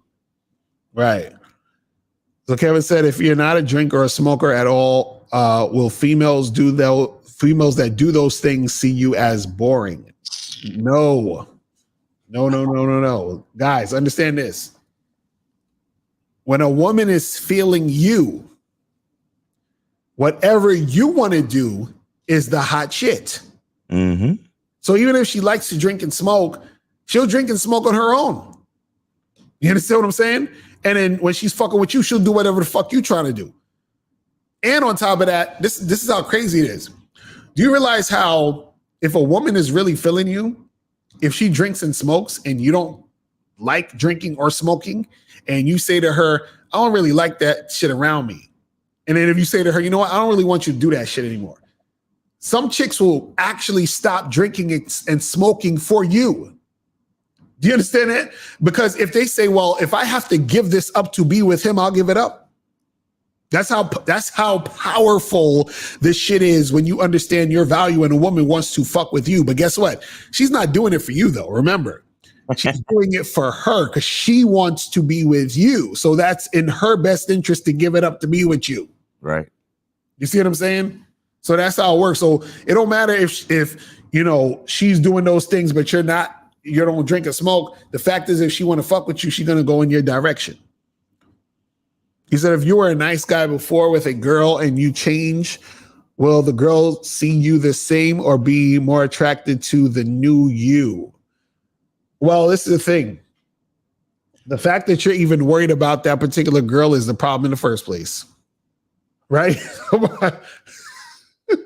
Like, you know, like those movies where the nerd is trying to get with the hot girl in school, and then they give him like a makeover or some shit, or he becomes cool or some other fuck shit. And then the whole movie, he's trying to like get at her. And at some point she likes him because he's the cool guy now. And then all that, you know what I mean? It's like, y'all so fixated on the girl. But to answer your question, you got to understand this, man, is that, bro, you know, if you're on some nice guy shit, right? The girl already seen you as that guy. Mm. So that's already implanted in her head as how she views you. Now, it's not to say that she can't see a change in you or whatever that can occur, but the odds of that happening are slim because she already sees you as what you presented to her in the first place. So this is why we say, you know, you guys got to understand that, you know, like how you start is how you finish in a lot of cases. So if you're a goofy type of dude, or you're just this nice guy type of guy that's just all over the place or whatever, you know, she's just going to view you that way, you know, throughout the entire situation. You feel what I'm saying? This is what it's going to be. Let's take this last call and then we're going to wrap it up in a minute.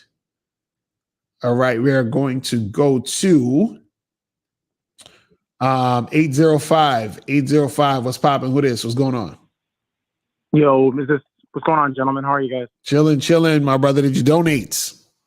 Yes, sir. All right. I donated by Venmo, actually. That's cool. So what's going on with you? No, it's crazy what you guys are saying, because I was that nice guy, man, and then I realized that shit don't get you nowhere. Mm-hmm. Right. You end up being an Uber, or you know what I mean? None of that shit gets shit done. Mm-hmm. Right. But, you know, I just wanted to share a quick story, man, about what you guys are saying about the nice guy shit. The thing is you guys remember the Fresh and Fit episode where Myron cooked Asian doll? I remember, but I didn't see it. What was going on with that? Long story short, she was being super ratchet, super disrespectful in the man's house. You know what I mean? And he just, you know, Myron, man, he's 10 toes down. You know what I mean? He did his thing, and me and my girl were watching the interaction, and my girl said, her little feminist, came at her a little bit. She goes, I don't like the way Myron talked to her like that. That's not the way. That's not cool. No, that's not right. That's not how you talk to him. I said, the woman was disrespectful in the man's house. Right. Period. You show respect you're the guest. You show respect to the host. She goes, she goes, well, you know, I would have talked to him like that too. You know, I said, then I would have threw your monkey ass out too. So my girl grabs a bottle, chucks it at the TV, breaks the fucking TV, gets all crazy. You know what? Oh man, it was a. No, I don't know. No, I don't know. I don't know. What are you talking about, bro? Wait, like, hold on. You know, like she got possessed. Hold on. How is this woman your girl? Is she doing that type of shit? It was just I don't know. She didn't like that. Is she still your girl? First man, your girl. She's still my girl because. Oh no. She apologized and she's like, because I feel like I don't have to listen to anything else you have to say. But go on. Wait. Right. So she apologized. She's like, fuck, you know what? After thinking about what you said and I rewatched it, you know what, babe, you're right. I said, exactly. You gotta. Unfortunately, she replaced your fucking TV. Absolutely, 100%. Yo, wild out here with these. Wait, how long you know this girl for? I gotta get something for me. How long you known her for? No, we've been dating for years. We're on. This was just I don't know. For years? Wait. How long you known her before you made her your girlfriend though? We dated for probably 6 months. 6 months. 6 months, and then you made her your girl. Yeah, 6 months. Oh man! Hey buddy, how? Come on, man. Be honest, man. How hot is she, man? Hey, come on, man. Give me a scale of 1 to 10, man. She's pretty much a brand. Hey, I'm happy. No, but on a scale of 1 to 10, come on, bro. Come on, tell me what. Come on, what's your number, bro? Come on. No, she's a 9 to me. Wow, awesome, bro. Awesome, bro. So wait. So this is the first time she flipped out like that? Yeah, I don't know. Maybe that. Yeah, that was the first time she did anything like that. But y'all argued and all that before, right? Because it just sort of sound like y'all had some arguments. No. This was just an emotional. I don't know. She was on the rag at the time or whatnot. Nah, that you lying, bro. Come on, don't lie to us. She's acted funny style before this, right? No, she just didn't like that I kept my foot down, and that's wait. So how long? So how long you been with her? How long you been with her? Because he said you was with her for years. How long you been with her? We're on year 9. Year 9. Year 9? How the fuck have you been with her for 9 years? How many? Be honest. How many TVs has she broke? No, this is one. So within 9 years, this is the only time she flipped out like that and did that type of shit. Yeah, because I don't know, she wanted me to side with Asians. I'm like, why the fuck you lying? Why you always lying? Nigga, you lying. Get out of here. You lying, bro. Come on, man. Last week when she was mad at you, tell us what happened when she was mad at you last week. Because we know she was mad at you last week. What happened?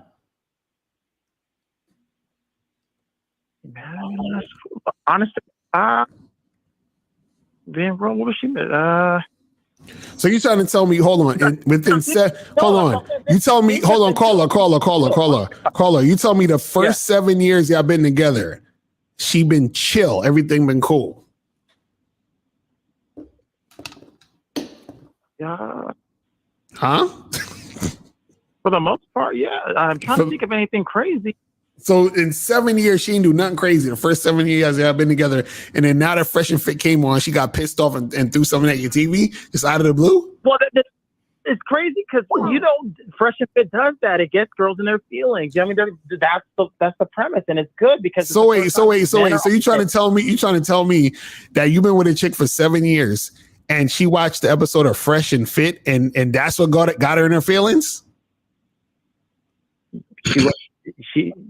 I guess that scenario had her snap. Nigga, I would have been offended.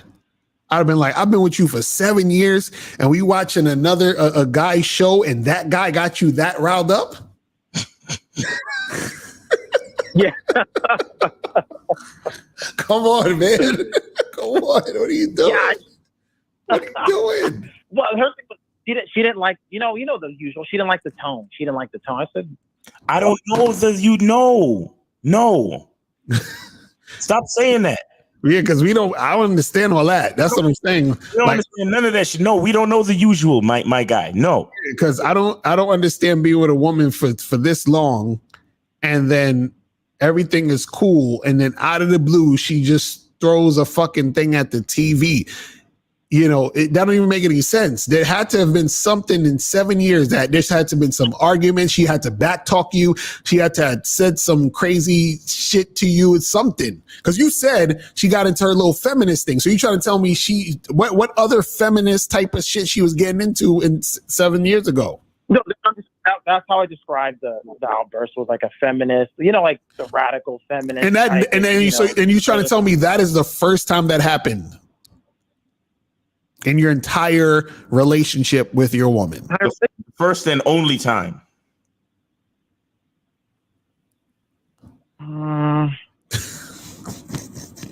Real talk. Yeah, I mean, okay. Why the fuck you lying? Why you always lying? Caller. Listen, you were trying to get to a point. You were giving us a scenario to get to a point. Get to the point.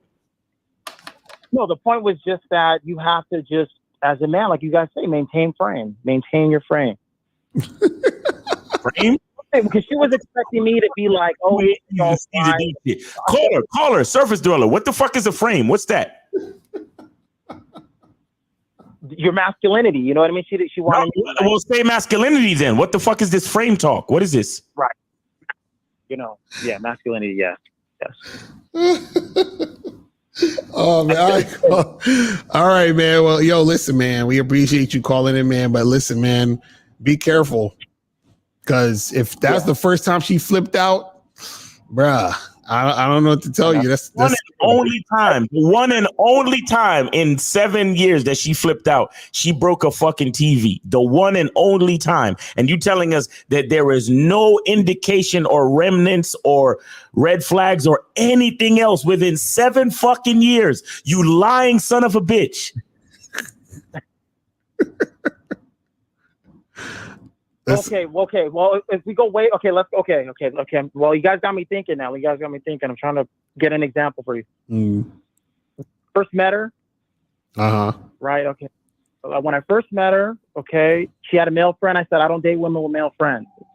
And she got crazy. So she got crazy the first time you met her? As I got to know her, she had a male friend. I said, oh, no, I don't do that. I'm cool. I'm good. And then she acted funny when you said that to her. Yeah, she did. She got defensive. Yeah, she's like, oh, women, they be putting them in for like friends. No, we don't. So you keep saying we don't know that type of. Listen. Listen, because this is what happened. If that was to happen, I'd stop talking to her. You understand what I'm saying? She would not be my girlfriend. That's what we're saying. So what I'm saying is that outburst that she had when she threw the fucking thing at the TV, that was the same girl you met when you told her you don't like her with male friends and she started acting funny. It's the same girl. So, you're right. Exactly. You're right. So you gotta understand that, man. Listen, I don't know what to tell you. Just you gotta tell your girl to stay in her masculine frame so she'll start acting funny anymore. She's gotta be careful with that, man. I'm telling you. But Joe, man, we appreciate the call, my brother. All right, man. All right, guys. All right, man. You be safe. Gentlemen. All right. Okay. Thank you, guys. You guys have a good night. Peace. He tried to hit us like with the, how girls we nigga.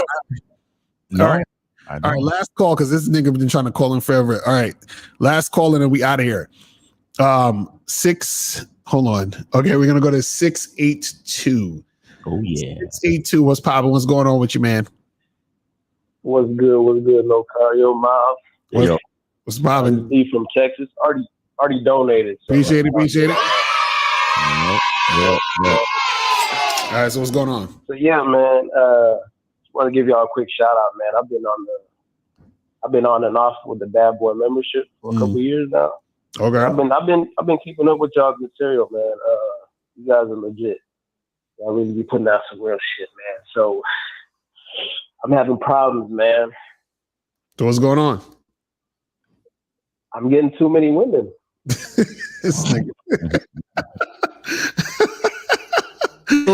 So what's the issue? You having a problem managing them or something? What's going on? Man, it's like, okay, because I've been keeping up with the game, really applying it and putting it in, and like everything you talk about, I'm really seeing it. Like, you know, over the last few months, just been putting it in that work. Right. And, I just got a new job recently, right?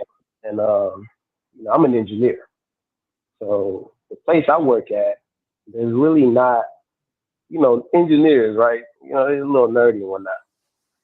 I got to the new job, and all the women are choosing. Now, I'm like, I can't keep them off of me, right? My thing is like, how do I navigate that situation at work? First of all, these are the women at your job don't fucking count, bro. Women at your job don't count. If they're at your job, then that's lazy game. That's lazy game, bro. That's lazy game. So wait, No, wait. Go ahead. I'm getting out. I already did them outside of work. What I'm trying to say is like, how do I keep the situation cordial and not let it be something where, like, let them know, like, hey, look, we at work. You know what I'm saying? Like, so wait, Colin. What are they doing that's choosing? I got some of them coming up to my desk. You know the little things chicks do. Like, No, tell me. No, we don't. Tell us exactly what she's doing to choose. All right. I got a chick. She's sitting right across from me. You know, in the cubicles and whatnot. So, you know, we talking. I'm gamed up. So I'm, you know, having a conversation with her, just probing and whatnot. I could tell she like me. How? By the way she looking. Bro, how, nigga? How? That's what we say. Give us example. Go ahead. You got to tell us how. We still ain't hear it. Okay. I'm talking to her, right? Just having a conversation. Mm-hmm. I asked her, like, oh, I'm assuming you're married. You got that ring on your finger. Like, oh, no, you know, it's just, I got it from my grandma. Da, da, da, da. I was like, okay. So, you know, I'm probing, right? New chick, first few days. So then that week, right? I leave. She leaves before me. So she leaves a note on my desk talking about, have a good weekend. It was nice meeting you, da, da, da. And I'm already gone by this time. So I come back the next day. I come back the next week, Monday, and I see this note. I'm like, okay, I figure, yeah, she's feeling me. So that's one side. I didn't do anything with that. Hey, listen, bro. Listen. Go ahead, next. What's the next? Yo, have you ever been to Hooters? Have I been to Hooters? Yeah. Hooters, yeah. Yeah, all the bitches in there want to marry you, don't they? Nah. What are you talking about, bro? What are you talking about, bro? Continue. Give us another example of how these chicks is like super feeling you at your job, bro. Let's go. All right. You know how chicks flirt, right? They'll touch you and whatnot. I'm having chicks touching me, creating situations just to touch me, just to, you know, because I work out and whatnot. So they complimenting me, extra friendly. I get a lot of that. All right. Okay. And I'm trying to say, how do I keep that like at bay where it's like, I'm not gonna lie, I like the attention. Well, like bruh. You like getting texts? They say he liked the attention. No. You like the attention? I like the attention. No, bro, let me tell you what's happening, bro. Bro, when a woman at your job is feeling you, right? Right. They make it obvious by trying to actually make something happen. Now, the stuff you're describing is them basically giving you attention because they're playing around with you at work. You understand? So this is what women will do at work. Women will play around with guys because this is the time where women can do that, and you're technically not supposed to do anything. You understand what I'm saying? Meaning that a woman could take it as far as she wants without you necessarily being able to do anything, right? Because if you do, right? Not saying this is going to happen, but it can. If you do and it's taken far, then she could say, "Oh, well, I feel like he's kind of harassing me at work. I got to go to HR because I feel uncomfortable because blah, blah, blah." Meaning that what a woman does at work usually, this is why you ever hear the term work husband? Yeah, I heard. Yep. Right. You're their work husband. So what that means is that you're the guy they play around with at work. You see what I'm saying? But let me tell you something. Go ahead. I took one out for a date. Oh Lord, here we Went go. out for a drink. God. We went out for a drink. Uh-huh. This chick is smitten over me, man. Okay. So how many times you fucked her? How many times you fucked her, homie? How many times you smashed? No, I didn't smash. Exactly. I could. I definitely could. Listen, bro. Here's what you do. Yeah.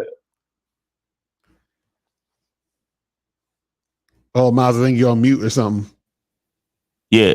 Hello? Yeah, you're good now. Go ahead. Caller, can you hear me? I'm listening. Yeah. You say you're trying to keep the bullshit at bay, right? Because you want to maintain your dignity at work or whatever. Yeah. All right. Here's what you do, bro. Here's what you do. You got to turn it into, if you're the work husband, then you got to turn it into a situation that benefits you. So you got to start telling them, hey, bring me some food, buy me lunch, get them to bring you all of the like fresh office supplies for your desk. And, whenever there's fresh coffee in the break room, tell them to get you a cup of coffee. Like, use it to your advantage. If they really feeling you like how you say or how you think, stop being a pussy and make these women serve you. Right. But not in any way sexual though. But like, make them serve you, meaning, like I said, get you coffee, make them bring you food, make them buy you lunch, make them give you all of the fucking office gossip so you're aware of what's going on in the office just in case you're trying to make any corporate moves to climb the ladder, shit like that. You understand? Make all of them women on your team. And what'll happen is they will enjoy being that they have a likeness to you. They'll enjoy doing things for you. So then you can use it to your advantage. You understand that? Gotcha. Okay. Right. So I just use it to my advantage because I wanted to make sure they don't catch feelings. Cause like, no. They won't catch feelings. They'll feel connected to you by doing things for you. Right. But make sure, like, some of them, if they keep doing things for you and if what you're saying is actually true, I think you're exaggerating because you just like the attention. No, wait, let me tell you what I took on a date. Mm-hmm. I met her like on the elevator. Mm-hmm. And then I was like, okay, she's cool. I could tell she's hella friendly. She's feeling me. So I passed by her desk. I was like, look, if you're not doing anything, go out for a drink. That wasn't a date. That wasn't a date. That was an after work. That was an after work happy hour drink, mother. Right. Did y'all wait. Hold on. Caller. Let me ask you a question. Why didn't you smash? Why didn't I smash? I wasn't really trying to smash. Why not? Then what'd you take on a date for? Like you just like this. You just getting to know her just because? Like what are you trying to do with her? No. I knew she was feeling me. So I was like, all right, I'm not doing nothing this weekend. Let me kick it with her. So you just want to take her on a date because she feeling you? Why not? I'm bored on the weekend. But then this is what I'm saying. What is the point though? What is your purpose for dealing with the woman? It's really for me to keep my game tight, to really, because like, okay. You're bored? Why are you bored, bro? So you're saying you don't have a life? That's what you're saying? Nah. It's the weekend. I'm at a new job. I'm getting all this attention. I'm like, damn, let me make something happen with it. Let me see what's up. Yeah, but you didn't make anything happen. You didn't smack. Right. This is what I'm saying. You're not okay. So are you doing this to feed your ego? Is that what you're doing? Exactly. This nigga's a fucking. Yeah. But see, this is the problem. But caller, this is the problem, though. How are you feeding your ego with things that aren't happening? Do you understand that? Oh man. Like, okay, it's knowing that I can get it. But that's what I'm saying. How do you know you can get it? What you mean? Because I let the chick know, look, I'm just having okay. I let her know, look, I'm just having fun. Hold on. All right. Here's a question. Tell me what the conversation about sex was like between you and the woman on a date. I was flirting with her. We'll go. No. Listen to me closely, bro. When y'all started talking about sex, tell me what that conversation was like. Right. We didn't really get into sex. We were flirting. This is what I'm talking about. This is what we're talking about. You're not doing anything. You're having delusions of grandeur. That's what's going on. No. I'm trying to tell you, bro. This is what I'm saying. No. Hold on. This is what I'm trying to explain to you. This is what I'm trying to explain to you. This is what I'm trying to explain to you. If you're saying you're doing this for your ego, that's cool. If that's what you want to do, that's what you do. But what I'm saying is, in order for you to do it for your ego, then you need to know that you're able to get it. And in order for you to be able to know that you get it, the girl has to be offering you pussy. You understand that? And did she offer you the pussy? Once I let her know, look, I'm trying to, I'll think about it. Think about it? Come on. That's what she said. Wait. Oh, no. What did she say? And then what did she say before you said you think about it? What exactly did she say, homie? All right. We at the bar.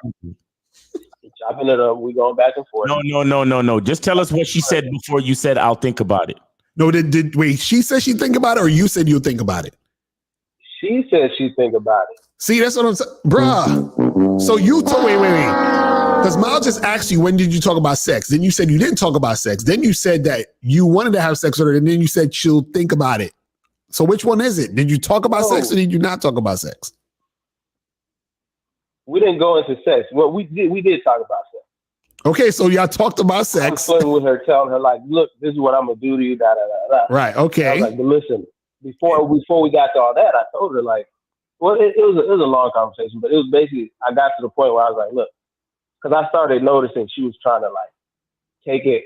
I probably gave her the impression that I was looking for something serious. So I let her know, hey, look, I'm not really looking for anything serious. I'm just having fun. So that she got that message. Once she got that message, and then she kind of backed off a little bit, but then we ended up making out later on.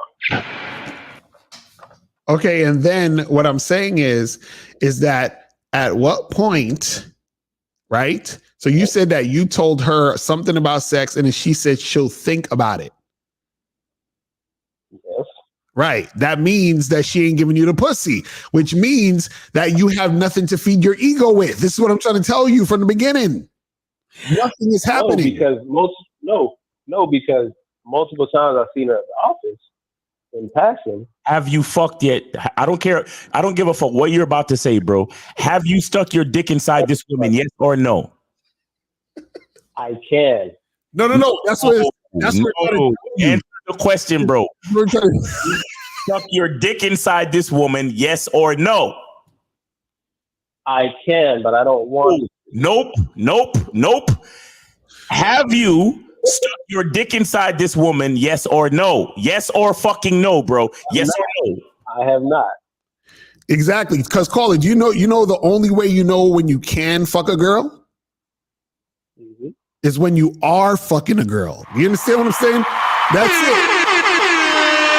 it. That's the only way you know you can is when you're doing it. That is the only time. Wait, so she said she'll think about it, right? Did she ever get back to you with an answer? No, I never pushed it further beyond. No, stop. You said you brought up sex. She said she'll think about it. Did she ever come back to you with a reply, with an answer? We ended up making out after that, right? Nigga, you are worse than a bitch. You like attention, like a female does. But so all you're really doing, you like attention, but you know what you're really doing? You're giving these women at the office all the attention they want. This is why I'm trying to coach you to let you know you need to start using this. If you think you're getting as much attention as you think you're really getting, then try to use it to your advantage and get these bitches to do things for you. Right. Has any one of these females ever brought you a cup of coffee? Have what? Jesus Christ. Have any one of these females ever brought you a cup of coffee? Nah. Okay. Has any one of these females ever like if there was free food in the break room or some shit like that? Any one of them ever brought some to you or told you about it? Yeah, they've definitely told me about it. Yeah, but they never brought none. So after they tell you, do you ever say to them, "Hey, could you bring me a donut or could you bring me a thing from a bagel with some cream cheese from the break room?" Do you say something like that? Nah, I haven't done all that. Yeah, you're not getting as much attention as you really think you're getting, bro. Because okay, look, look. Here it is, bro. Here it is. You just need to start using, if you are getting the attention you think you're getting, then use it to your advantage. Stop giving them the attention and let the attention that is between you and these women, start letting it come to you. You understand me? You are a man. So even though you're not fucking these chicks, you still have to lead the situation. Right. Make them serve you. And if they're not serving you, then there's no reason for them to pay any extra attention to you outside of work. Do you understand that, bro? Because what you're doing, you're giving up too much. You're giving up too much. You're giving up too much of your masculinity, and you think you're getting attention because it feeds your fucking ego. But you're giving up too much of your masculinity. You're taking these chicks out on dates. You're making out with them. You're flirting with them. You're giving them your energy and time. Only one. Right, but you're still giving your time and energy to those women at your job, which means that you're giving women non-sexual energy. Shout out to Alan Roger Curry. He talks about this. Non-sexual energy is what women want a lot because they can't get it from guys that they're interested in. That's why they're trying to get it from me. Because no, but they are getting it from you. That's what we're saying. They are getting it from you. They are getting it from you. That's what we're saying. Yeah, but I could tell they want to get fucked too. But that's what I'm saying. This is what we're trying to tell you, brother. How long you been at this job? About 5 weeks now. About 5 weeks. How many dates you been out? You been out on dates? How many dates? I only took one chick. Okay, now wait. How many dates? How many times? Oh, just one. Okay. And how many of these women? By the way, that chick is already left. She was already leaving. I wouldn't have gone that far if I didn't know. If I knew she was gonna be still there. Okay, and call her. And you still ain't smashed. I still can. Call her. This is your problem. About where she's going. Call her. This is your problem. This is what I want you to understand from this call. All right, go ahead. The mistake you're making is thinking that you know you can. That's your biggest mistake. Because you think attention equals sex. You think attention equals they want you like that. It doesn't mean that. You understand what I'm saying? Like, okay, caller, do you are you looking at us on YouTube right now? No, I got it paused. I'm listening to y'all through. Okay. Well, yeah, I got the website. Okay, cool. So what I want, I'm gonna show you a chart that I have in my book. I have a book called Looks Don't Matter, right? So I'm gonna just go through this real quick, just so that you understand this, right? Just so that you get a clear picture of what's going on here. I'm gonna just because there's a thing that I have called the 5 types of attraction women have for men, right? Physical attraction, number 1. Sexual attraction, number 2. Behavioral attraction, number 3. Resource attraction, number 4. And friendship attraction, number 5. Right? Now, these women, right? You have no idea if they are sexually attracted to you, right? Because you haven't had sex with any of them, and none of them has told you that they want to have sex with you, right? So now what happens is that these women could, for example, like your behavior. They might think you're a cool guy to talk to and hang out with. So they might just like chilling with you, talking with you, interacting with you because they think you're a cool guy to talk to. If a woman thinks you're a cool guy to talk to, it doesn't necessarily mean she wants to fuck you because she might not be sexually attracted to you. The only way you know if a woman is sexually attracted to you is if you are interacting with her in a sexual manner and she is showing you that she wants to have sex with you. Now, I'll ask you this question. Has any of the women in your job, have you been talking to them in a sexual manner, and have they shown you that they want to have sex with you? Yes or no? The one that I took on a date, for sure. When did she tell you she wanted to have sex with you?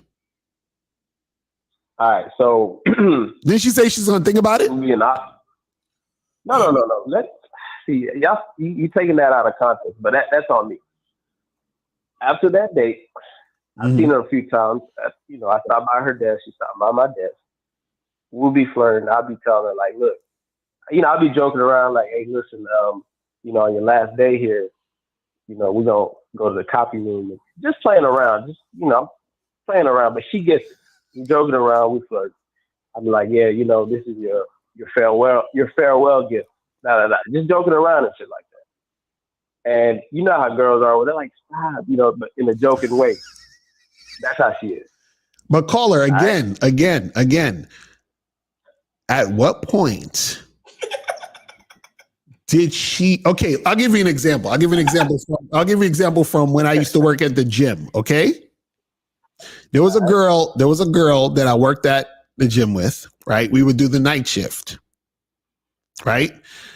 This girl would come to my booth or whatever, the place that I was sitting at and shit. She was sitting all the way down at the other end of the hall. She would come down there and talk to me, yap, all this other stuff, right? So what happened is one day she came over to me and she said, hey, do you know that little spot on the first floor around the corner, that little room? I said, yeah. She said, I used to do a lot of crazy stuff in there. I said, crazy stuff like what? And then she starts telling me all the crazy stuff she did sexually in that spot. Then she proceeds to say to me, hey, what are you doing after this? We should go get a drink. I said, well, listen, I ain't got shit to do, so let's get it cracking, right? Then what happens is we go to get the drink, we start kissing and all this other shit, right? So then I say, yo, let's get it cracking tonight. And she's like, oh, I can't tonight, but let's do it this weekend. So then next thing you know, she sends me a text with pictures of her naked. And then she's like, I want you to do some things to my body. You understand what I'm saying? Now, I'm saying this to say this. No, I'm saying no. That's what I'm saying. She wanted to have sex with me. Like we're about to make it happen, right? What I'm saying to you is, right. Has there been anything in your situation where a woman is letting it blatantly be known that she wants to have sex with you? Oh yeah, not at this job, but at my previous job. Hell yeah. No, I'm talking about. But so what happened at her previous job? It's a long story, man. Okay, let's not get into it because it's getting late. She's sending me nudes at work. She's all about it, hitting me up like, "Hey, what are you doing? When are you free?" All that stuff. I know this stuff. Okay, so this is what I'm. So caller. Last job? Did you smash at the last job? Yes or no? No, I didn't.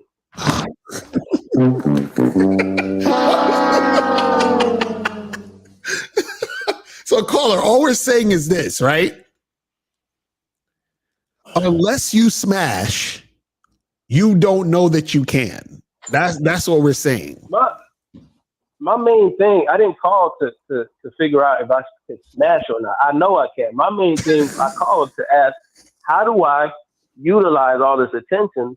All right. Yeah. Do what I told you. Miles already told you. Just do what I told you, bro. Make them do shit for you. Make them do shit for you. That's all. You good. Yeah, that's and you answered it perfectly. That's really what it was. All right, brother. You go, man. All right, man. We appreciate the call. I see people in the chat. No. Don't worry about them, bro. Nah, you good, bro. You good. You called in. Thank you for presenting your story. We appreciate you, man. Don't worry about the people in the chat, bro. It ain't about them, bro. All right. So you good, man. Have a good one, man. Take it easy. Yo, listen. We appreciate the call, brother. All right, we gonna holler. All right, it's over. It's too late for all that. Yo, y'all niggas. Yo, man. Y'all niggas, bro. So long. We cut the light off. Niggas, bro. Y'all niggas. It's like, why dudes want to just live in the fantasy though, man? For what? I'm telling you, dudes just want to be wanted, man. It's like niggas wanted, bro. Like him should definitely get his passport. Right. It's like, I know I can. No, you don't. You don't listen. See, there's certain types of guys who are at a certain level of game where they know that shit could pop off, and even that isn't 100% all the time. Exactly. You see what I'm saying? But again, it's like unless you're actually like the chick is coming after you on some sex shit, y'all setting up a time to fuck, y'all meet up, y'all fuck. That's when you say, yeah, I can fuck that girl. I've fucked her a few times already. You understand what I'm saying? That's when you know you can because you already done did it. Right. If you ain't did it, you don't know you can. Because you got to remember, women love attention and women will do the most. And a lot of guys, when they don't realize that women will do shit like that, they think that all those things the women are doing mean she wants to fuck. Mm-hmm. No. Women will do the most shit for you. And then you trying to fuck. She's like, what? Like, what gave you the idea that I want to? Like, come on, man. What do you mean? I'm not that type of girl. Yo, oh my God. That's crazy. Oh, man. All right, this is the last question we got here, and then we're going to wrap it up. Oh, He said, Miles, I recall you once saying you got hypnotized, and while hypnotized, you said you hated yourself. Did you reprogram your mind with hypnosis to fix that belief in your subconscious? Yes. He's like, yes, that's it. All right, people, listen, man. We went super overtime on this shit. Oh, my goodness. Fucking 1:30 in the morning. God damn it. Listen, guys. Remember, next year, in like a month and 2 months, let's say 2 months, because we're going to switch it over in February. The Masculine Identity membership, Bad Boy membership price going up. Just letting y'all know. So I just want y'all to make sure y'all get up on the Bad Boy membership ASAP, remember, and the Masculine Identity membership ASAP. Because as you can see, niggas need it, man. I'm telling you, man. Niggas out here being nice guys and shit, and you know what I'm saying, and being work husbands and all that. Like, come on, man. Like, you can't go into 2023 with this bullshit. But I know I could smash though. Right. Did you smash? Did you smash at this job? No. Did you smash at the last job? No. But I know I could though. Yo, these niggas never better not bet their life on that shit. I swear to God.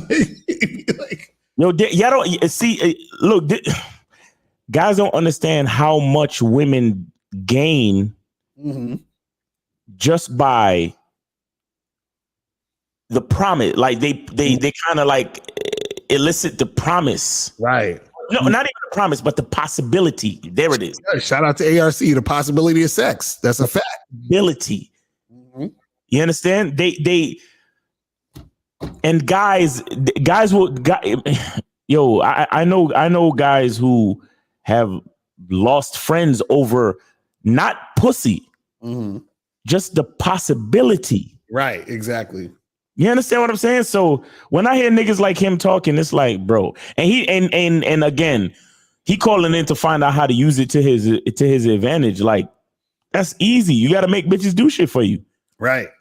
Exactly. And I don't even think and you know what the fucked up part is? He gonna try to make the bitch bring him a cup of coffee, and then all of them gonna turn on him. Right.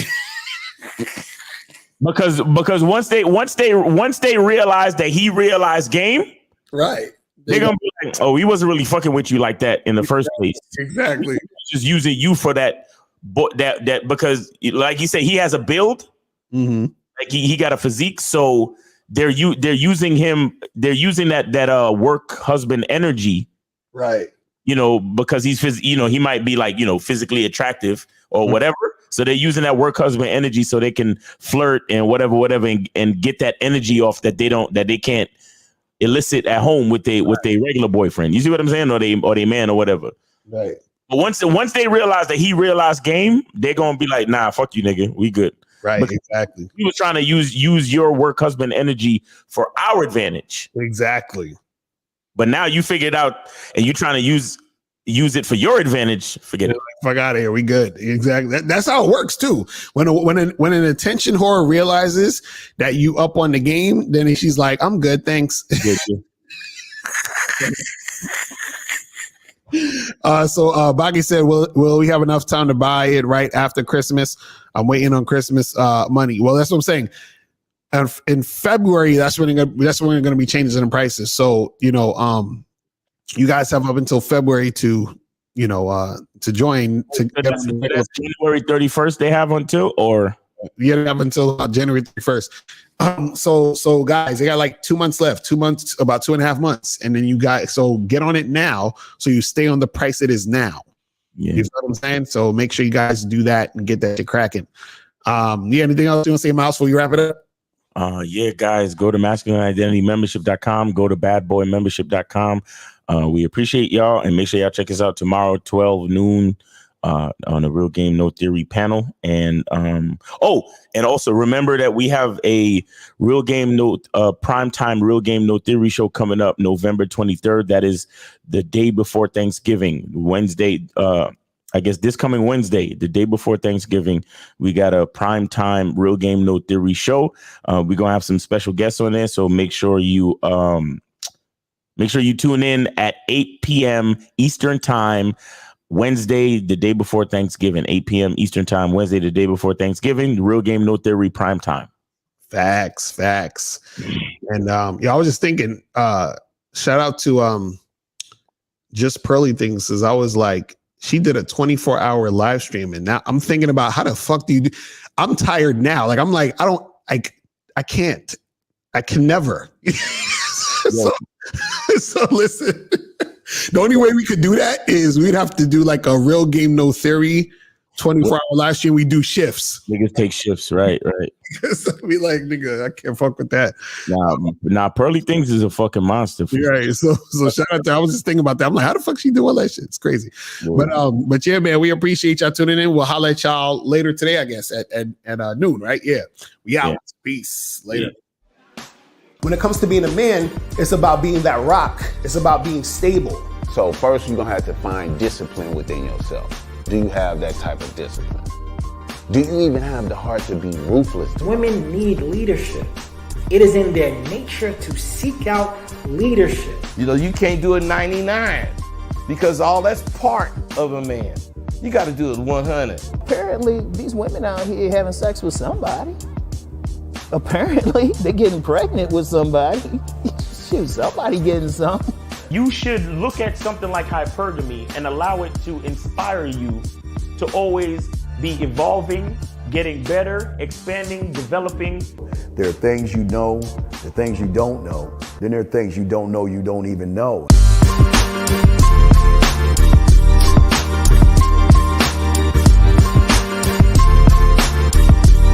There can be 10 of us in one room, and there's one question, and there's 10 correct answers, all different.